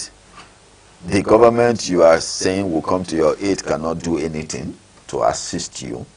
So what next? You take it upon yourself. Let me negotiate. That's more like that's more like self-defense, right? It's not self-defense, but it's self-attainment, because you are now negotiating on a compromised position. So the criminal element could decide to say, okay, you plant cassava or you plant yam. When you are harvesting, you must call us. 90% of that yam belongs to us. You take 10%. And in the art of survival, you are definitely going to just take that 10%. It means these people are in the community, among the people, meaning they know who these terrorists are. Well, there is an information from Katsina State where in one of the local governments, the bandits came and adopt some people from the village. And the villagers went again and also adopt their family members. So it becomes a negotiation of, give me my family members, I give you your family members. Meaning these people know themselves. So at the end of the day, the bandits release the family members of those villagers, and the villagers also release their own. So that is the situation we have find ourselves. It's not as if they are hidden. Nobody is hidden. They are known. But who will say we know these people? That is the problem. All right. Because you don't trust the information. You see, the disturbing aspect of all this is that they don't believe in the system. They don't have confidence in the system. People don't no longer believe in the system. They don't have confidence in the system. They don't trust the system. All right. So as far as there is an issue of distrust, it is very difficult for you to come out and say these are the elements around us. Thank you very much, Prof. Well, we've been talking about curbing insecurity, and we're talking around amnesty and, of course, negotiating with terrorists and bandits. Many thanks for joining us today. This is the much time would allow us on the first discussion this morning. It's so good to have you on the program this morning. Thank you very much. All right, let's go on a quick break. After this break, coming up next will be Social Buzz by Mobuna. Stay with us.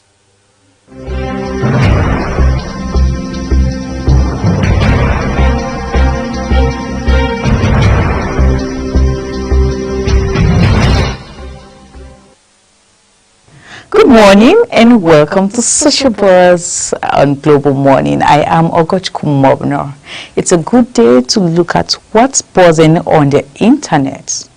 Well, on the internet, a significant breakthrough in the fight against terrorism as 210 Boko Haram terrorists, including conscripted fighters and their families, have surrendered to troops of the Multinational Joint Task Force operating under Sector 2 in Bor, Bagasola. The mass surrender comes as a result of intensified kinetic and non-kinetic military operations in the Lake Chad region, supported by coordinated efforts from personnel of the Nigerian Army. Wow, this is good. The Air Force and the Navy under Operation Hardin Kai, led by the theater commander Major General Abdusalam Abubakar. According to a statement issued on Wednesday by the Chief Military Public Information Officer of the MNJTF, Lieutenant Colonel Olaniyi Osoba, the surrendered terrorists admitted to participating in numerous attacks along the Bakato-Lerom, Bakaram, Litri, and Kaiga axis of Lake Chad. A total of 10 assorted weapons of various calibers were recovered from the group. The commander of Sector 2 Operation Lake Chad, Major General Mausa Hausa, praised the troops for their commitment and urged them to sustain the monuments in the fight against terrorism. He also emphasized that there is no future for terrorism in the region and ensured that the surrendered individuals would be treated humanly and enrolled in the MNJTF's program. Wow. This whole treatment is really shocking. But then again, he also went further to say the governor of the Lake Chad region, Brigadier General Saleh Haga Tijani, welcomed the former fighters and announced plans to enroll them in skills acquisition programs to support their reintegration into society. The initiative aims to provide sustainable livelihood and help facilitate their transition to peaceful civilian life. This surrender represents a major blow to Boko Haram's operations in the Lake Chad region and underscores the effectiveness of the MJTF's comprehensive strategy combining military pressure with rehabilitation and reintegration efforts, the statement said. All of these combined, trust Nigerians to always have something to say. Now, in one end, some persons are celebrating that these terrorists are beginning to, come to their senses, like I would say, and, surrender. But then again, the whole treatment given to them is something that Nigerians are not really finding funny. So we'll be taking our first comments today to know what exactly Nigerians are saying. So the first comment, like I said today, is coming from, Omobalo. And Omobalo says, how exactly do we know this is not a strategy from the government? How do we know this is not a strategic move from the Boko Haram to infiltrate the masses and keep up their operations from the dark? How would we know if it's from the government or if it's not from the government? But then again, we are just happy that they all surrendered. Over 200, that's a number. Then the next comment is coming from Belshazzar. And Belshazzar says, Nigeria, my country, these guys can't speak or write English. Who wrote this for them? Where did they get cardboards? They live in the forest now. Exactly, who wrote, please, we are sorry, Nigeria, forgive us, and all of that, in the cardboard they were holding? Who actually gave them this cardboard? And that handwriting is just too neat. Okay, maybe we'll have some educated Boko Haram people in their midst, so maybe they wrote this for them, but then Nigerians are not buying it. The last but not the least comment today is come from Hola Ninja. Hola Ninja says, you cannot forgive mass murderers while you are sending people to jail for writing articles that you do not like. To be very honest, we've seen times without numbers where the government forgive this Boko Haram, this terrorist, and at the end of the day, even the forgiven ones and the ones who come out to plead actually go back to being terrorists. So what are we going to say about this? Because I don't think it's really helping, honestly. I'm going to leave it to the Global Morning crew, because I know they actually have something to say about this whole surrender thing by Boko Haram to the army, because we've seen countless times where Boko Haramists went to get guns and all of these ammunitions, and they're back to the streets killing and doing all of this whole terrorist attack, and you know, they are not actually cool. And then why are we even pampering these terrorists? That is the major question. Why you are trying to put them, give them in the country and do not have this kind of treatment, but then terrorists are not even being that we are all going to read now on your screen. I'll be leaving you in the hands of the Global Morning crew as Global Morning continues. I am Ogochukwu Mobino. To stay with us.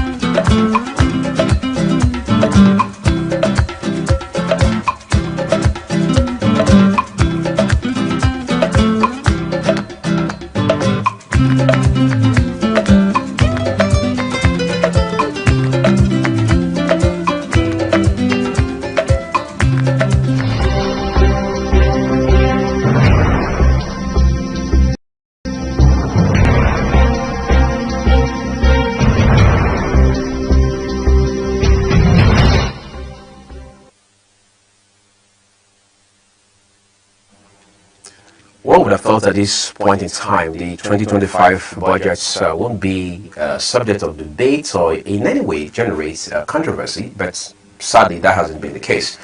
Because as it stands today, the International Monetary Fund is saying that unless Nigeria quickly does some, well, let's just call it necessary adjustments, and part of it being taken into cognizance what has happened to the price of oil at the international markets, there's going to be a blowback here at home. But the question is, where exactly did we even miss it in the first instance with our budgeting cycle, and what are the implications we're now looking at in front of us in terms of this particular development? There are experts, especially economic analysts, who say that, well, there's nothing spectacularly new about this, given that Nigeria has been here time and again. The only difference, they argue, being that we do not seem to learn our lesson.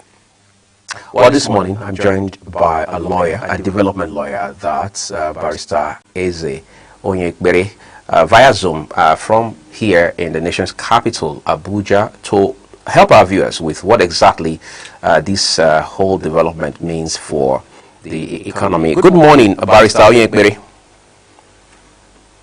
Good morning, and my pleasure being here.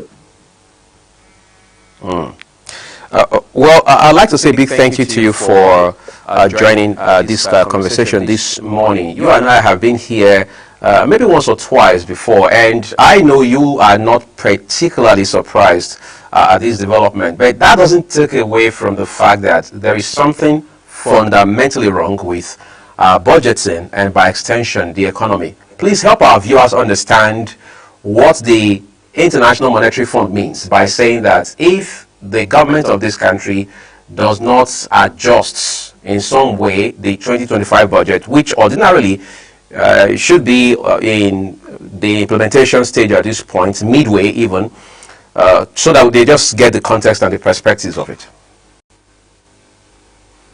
Well, let me start by saying that we are all living witnesses to the fact that sometime last week the President did send a request to the National Assembly to further extend the implementation of the 2024 capital budget up till December of 2025. And from information available from MDAs, it appears that not much has been released, or even in some instances, nothing has been released to MDAs to start the implementation of the 2025 capital budget. But that does not mean the budget is not being implemented, because they are paying salaries, servicing debts, and drawing down overheads. But the capital component of the budget is where the challenge and the problem lies. Now let's look at it this way. Budget is composed of two parts. You have the revenue, you have the expenditure. And it is the quantum of your revenue that determines what exactly you will spend.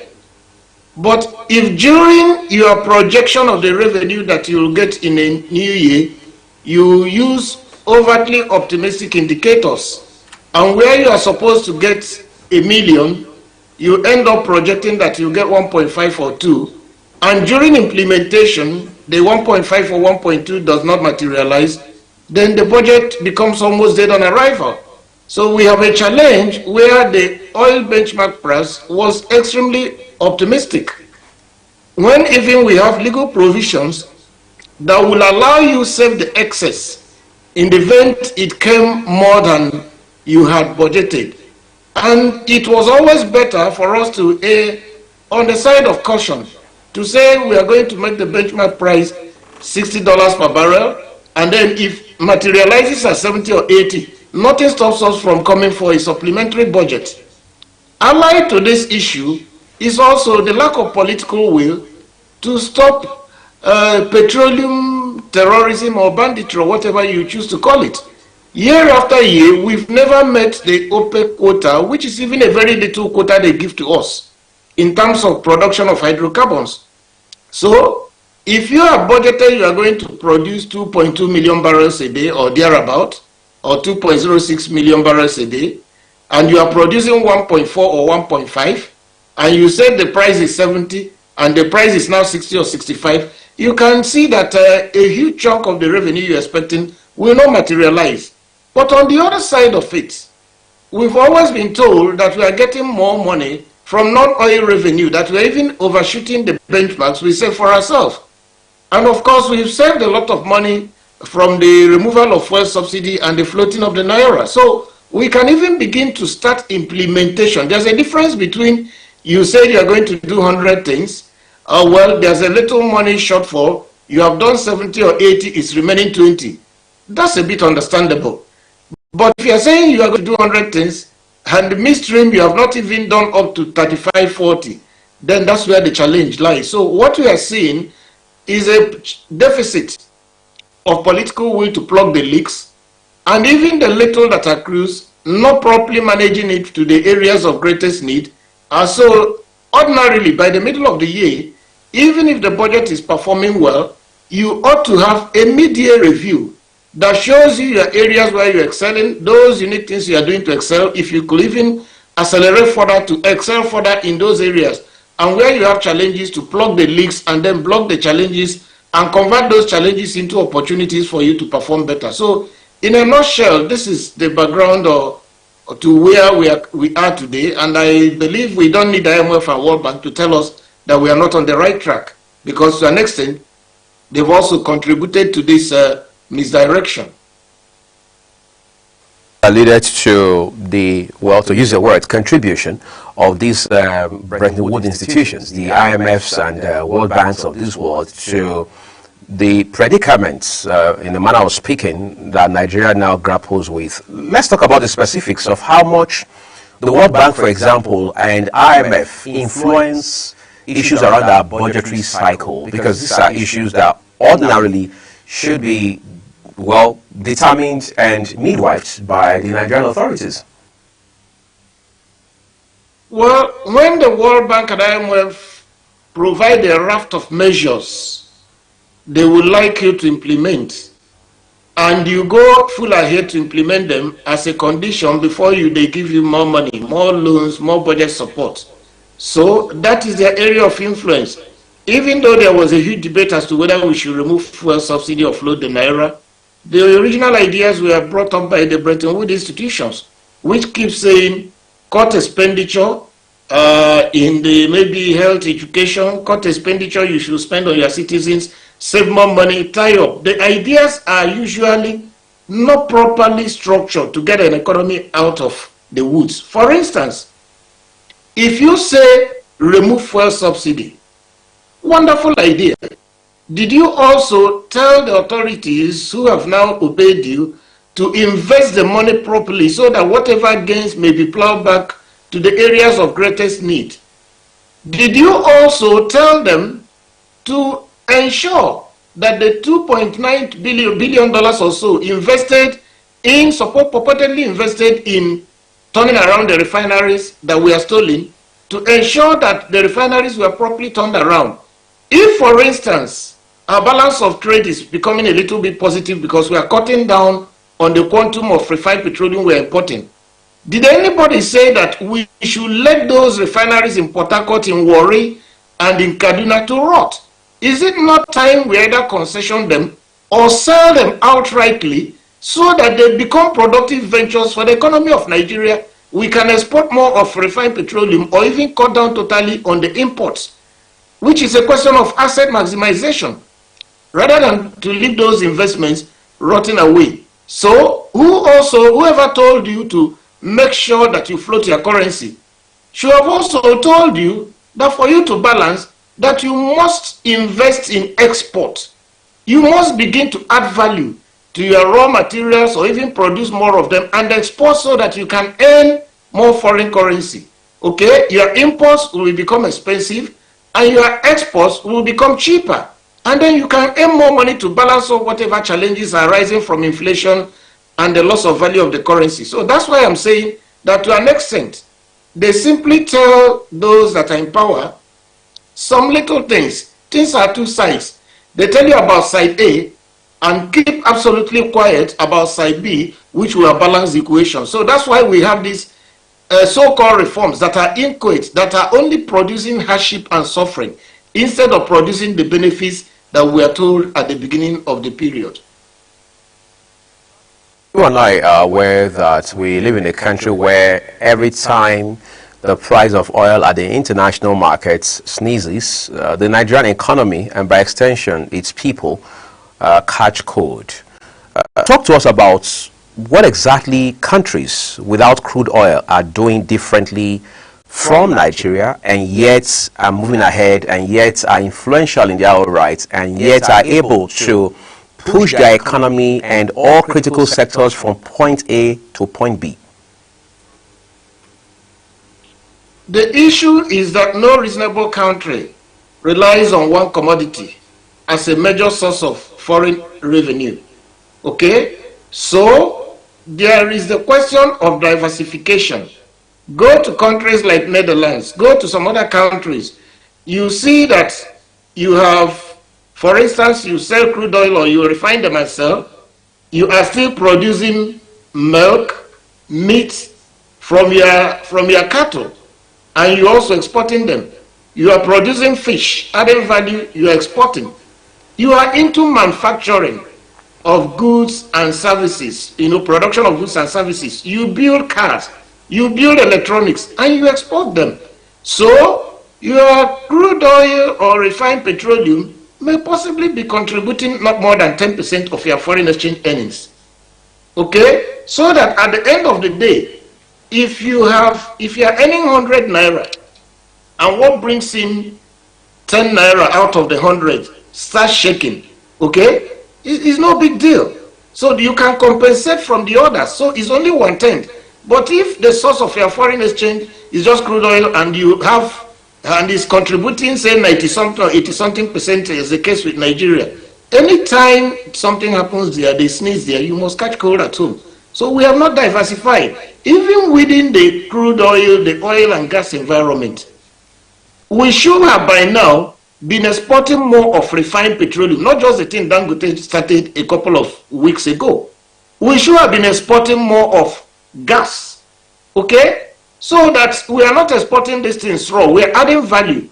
The agricultural products that we used to produce in quantum in the 60s and 70s, we've left them. We are no longer doing enough of cocoa, neither are we doing enough of palm oil. We're even importing palm oil now. We are not doing the groundnut pyramids. All these are products that you can add value, and they bring in as much money as crude oil, and then the economy will balance. And nothing says we can't start manufacturing or even adding value in, even if it is in the clothing and shoe and apparel industry. If the production of cars and the high-tech equipment is not something we can do immediately, but you start from those ones where you can easily have comparative advantage and where the factors of production are in huge supply within your locality, the country. There's a concern that experts like yourself have also expressed regarding this issue of diversification. They say, for example, Nigeria has not determined in specific terms what model it wants to follow. That's number one. Again, let's add to that the fact that manufacturing in Nigeria, the real sector as they call it, it's barely off the ground. Okay, but let's also talk about how that, at the point, your colleague, senior lawyer, Olisabako Baeze, had said that if the petroleum industry in Nigeria must make progress, measurable, concrete progress, it probably needs to look at a model like that of Saudi Arabia's Aramco, for example. What are your thoughts in this regard? I fully endorse that idea. It is an idea founded on common sense and reason. The idea is that we have been digging up crude oil and exporting by more or less foreigners, entering into all kinds of partnerships with them, and these partnerships simply determine we take 60, they take 40. Nobody in his right senses enters into that kind of agreement. All we will have done is that our NNPC should have been the equivalent of Saudi Aramco or some Petrobras of Brazil or some other big companies. You determine the manpower or personnel gaps that you need. Let's say 5,000 engineers to run the Nigerian oil industry. 1,000 of them should be petroleum engineers, let's say, another one mechanical engineers, another set electrical engineers, another set computer programmers. You look at what you have internally. And of course, you have made various attempts to build local capacity. And you now say we can produce 3,000 of these engineers who have the capacity and experience, and we need 2,000.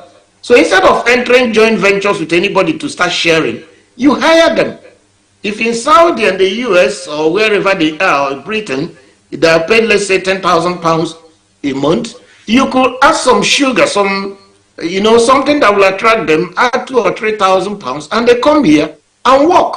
So with that model, what you increase is your personnel vote, which is just but a simple one of the factors of production. You are not going to share your profits or your natural resources with anybody. So instead of sharing 40-60, All you have done is maybe to your cost of producing, you added not up to 5 or 10%. So at the end of the day, you will take home not less than 90% value of your God-given resources. So I fully support that idea, and it should be owned by Nigerians, by the government, or by the locals, so that the resources stay here and not by some foreigners. With amongst other problems, in light of this conversation, Mr. Yekbere, is it a problem of maybe deficits, or, if you like, paucity of, or insufficiency, I should say, of policies, or is it just a matter of sheer lack of will to push these issues and make real progress? It is about a combination of incompetence, all right, in terms of not knowing what to do, and sheer lack of political will, founded on a version of electoral democracy. When you are to cast your vote for a president or governor or a senator, people simply begin to think about the ethnicity. People simply begin to think about their religion. People simply begin to think about who can rig elections. But these are not the issues.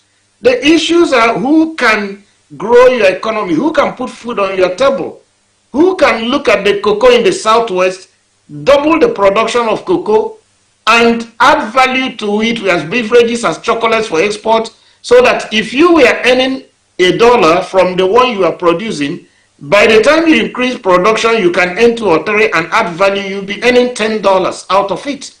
And you will do more. So the whole question you're asking is a question of development. It starts from choosing your leaders. It starts from the leadership recruitment process. So there is absolutely nothing we are going to discuss, because these issues have been on the radar for so many years, and we pretend we do not understand. And that's why at some point in time, I look at not just Nigeria, I look at the whole black race. I asked this question some time ago. It may sound pessimistic. Can you show me one country where people who look exactly like me and you are in the majority and are leading, that is making progress? Progress in terms of building a vibrant economy that is thriving in manufacturing, that is thriving in service delivery, that is thriving in terms of protecting the welfare and interests of the citizenry. I can hardly see any. I can hardly see any. So I just don't know whether we are costs or whether we are simply the cause of our own misfortunes, because we simply don't put on our thinking cap. We are not thinking. And in 2027, we may repeat the same stuff. And we don't care. We keep recycling the same brand of politics, and politics determines the fate of the economy. Power rules the economy. The economy is hosted to power. So until we understand that power is ultimate, that if you have power, it can, your democratic power can transform a state like Niger State, home to the 2 dams, a land size double the southeast. It can transform Niger State to the single state that can feed the entire nation. Apart from feeding the entire nation, the value addition of its agricultural produce, whether it's vegetables, whether it's cattle and dairy, whether it's crops, can earn you $10 billion in foreign exchange. It's simply about power. It's simply about leadership, because the land is there, the water is there. I'm just using one state as an example. I'm not even talking about the other factors and endowments in other states.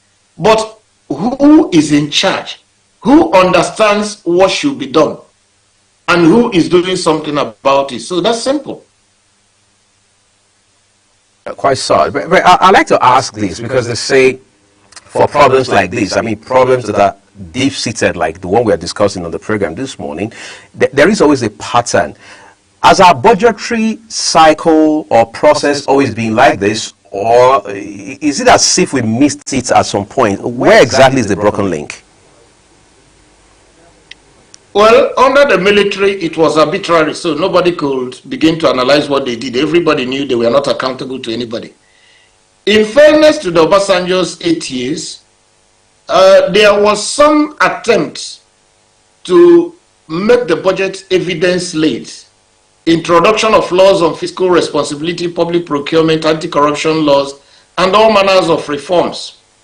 It was not a hero, but there were, even if they were kindergarten or baby steps moving in the right direction, negotiating our way out of the debt crisis.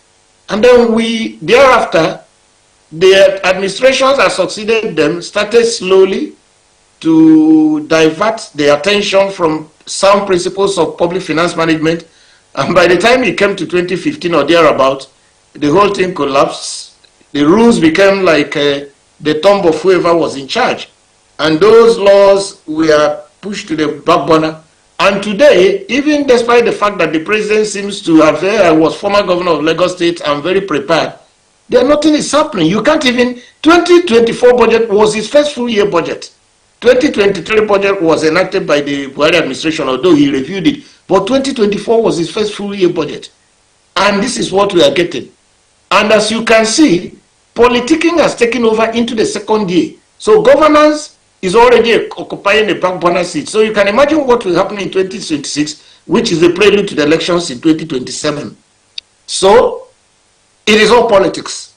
And once we understand it's all politics, that will help us to redefine our agenda and put economy in the middle of that political agenda and find ourselves that who can drive this economy, not just to say, oh, you want a $1 trillion economy. What steps are you taking? We came from 500 billion down to almost $200 billion now in terms of our GDP. If you want to get us to 1 trillion, that means you have to multiply by 5, which is not going to come simply by declaring it. We need to see steps. And those steps are not poverty-inducing steps, because you cannot claim you're improving the economy when your citizens are out of job, when most people can't feed themselves a day. The foundation of increasing your GDP, the foundation of growing your economy or having whatever bragging rights is that your citizens should be able to fend for themselves. They should be able to have a living wage. They should be able to get education and good health care. And then we can now begin to discuss how to grow the economy. But for now, nothing like that is happening.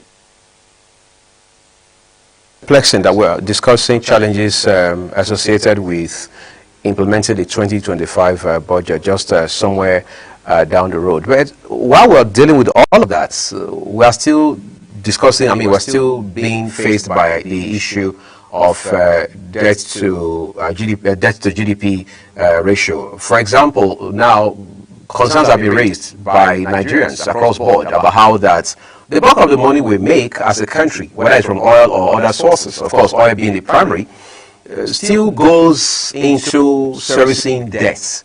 When you look at it from that perspective, Mr. Yekleri, how complicated is this situation for Nigeria? It is very complicated. If you remember that at some time during the Buhari regime, we were servicing debts with virtually all we got. In fact, in one particular year, we had to borrow a little to complement the revenue, retained revenue, so as to service debt. Today, the actual figure should be something about 60–70% going into debt service. Now, it is a straightforward thing. Why do I say so? If we are supposed to borrow for capital expenditure or human development, and the law says you should not borrow for frivolities and recurrent expenditure. So it's like, just look at a family scenario. You are earning so little, or you don't have a job, you're almost out of a job. You remember you have good driving skills. You go and take hire purchase or borrow money and buy a car. So it is expected that with your good driving skills, if you manage that car well, you will from there pay back the owner whatever he needs to be paid. Maybe after some 13, 14 months, the car now belongs to you. And that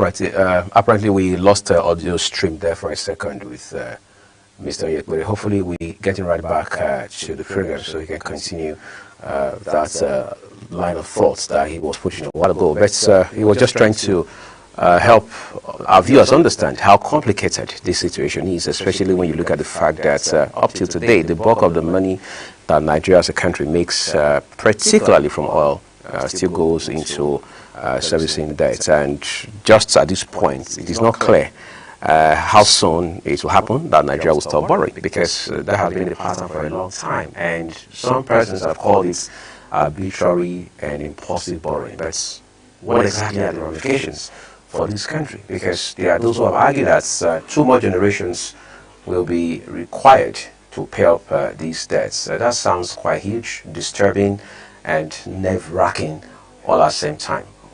Well, we're going to take a quick break at this point. When we return, we'll continue this conversation. Please do stay with us.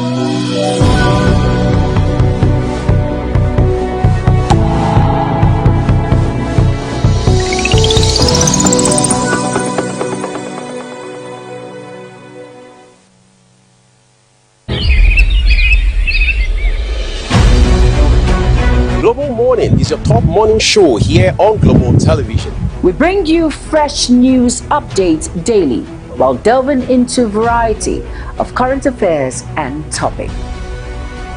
And at the same time, keeping you well informed about important events, both national and internationals. Global Morning serves as a valuable source of information, helping viewers like you start your day well informed. Stay connected from Monday through Sunday to a wide range of latest news making rounds on Global Morning. We're on the road to protest. The president meets all of our demands.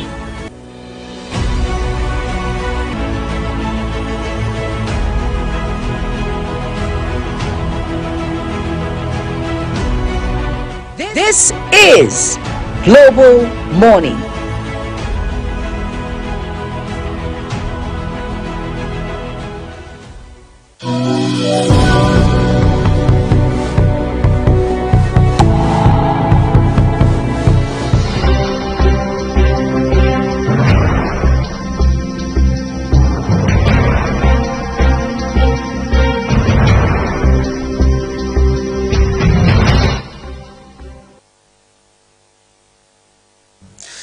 All right, this, as they call it, a victory lap on the program this morning. Well, conversations have covered the issues around insecurity. I mean, Ramsey was guiding us through with Professor Ibrahim Abubakar, our own security and political analyst here, talking about the dynamics around negotiating with terrorists and bandits, as well as what factors determine how to grant amnesty and things like that. And we also mentioned that the defense headquarters have made it very, very clear that, look, our mandate does not include facilitating amnesty for bandits and terrorists. But then it leaves the question of whose job is it, I mean, constitutionally, or as they say, statutorily, to get that done and all of that. But we hope we continue to do the right thing in the interests of our country, whether at the federal level or at the sub-national level. And we also took out time to look at the issue of 2025 budget. So why does the IMF have concerns? Is it a case of crying more than the bereaved? Because one would have thought that if there are issues around that 2025 budget, the Nigerian government should be responsible and proactive enough to take the right steps, make timely moves and all of that. But we often wait for the International Monetary Fund, the World Bank to beat us to the line, I mean, that sort of thing, which really is very disturbing. But we do hope that we continue to keep an eye out, continue to be responsible as a government, so that we don't wait for external forces or factors to tell us what to do at every point in time. We also want to believe that with all of these lessons we've learned with the 2024 and 2025 budgetary cycles, there should be very visible and, if you like, tangible improvements on the 2026 budget, because we can't continue to make the same mistake, behave the same way, and expect the results and outcomes to be different from what we are getting right now. Well, that's it. I think you've summed it all. You've summed it all, because I think for IMF to cry out, they must have seen something. And for me, I feel it's loving to voice out, instead of just sitting back to say, well, whatever happened, let it happen. But now the question is, what is going to be the next line of action? Looking at the budget, reviewing the budget and all of that. I think it's a basic question. And looking at the economy, the current economy, the borrowing and the spendings, these are some of the things that you take into consideration during budgeting. So, well, can anything still be done? If anything can still be done to avert whatever it is that is spending, it will be fine. So I think the authorities need to look into this recommendation and, of course, do something about it, so that at least to an extent we can salvage the current situation. Well, we hope we're able to salvage this situation as quickly as possible. It turns out this is where we're ending it on Global Morning, Friday's edition. Thank you, everyone, for investing a part of your valuable time with us here. on the program. Just a quick reminder that the views of our guests on our programs, including here on Global Morning, their opinions, and a reminder as well that all of the headlines that we bring to you from our national newspapers are just as published by their respective publishers. Global Television does not make any contribution to those headlines. I'm Uyi Agmofwege. Thank you again for watching. My name is Ramsey Enoch. Many thanks for joining us. Just remember that many more programs are lined up for you on Global Television today. Stay with us.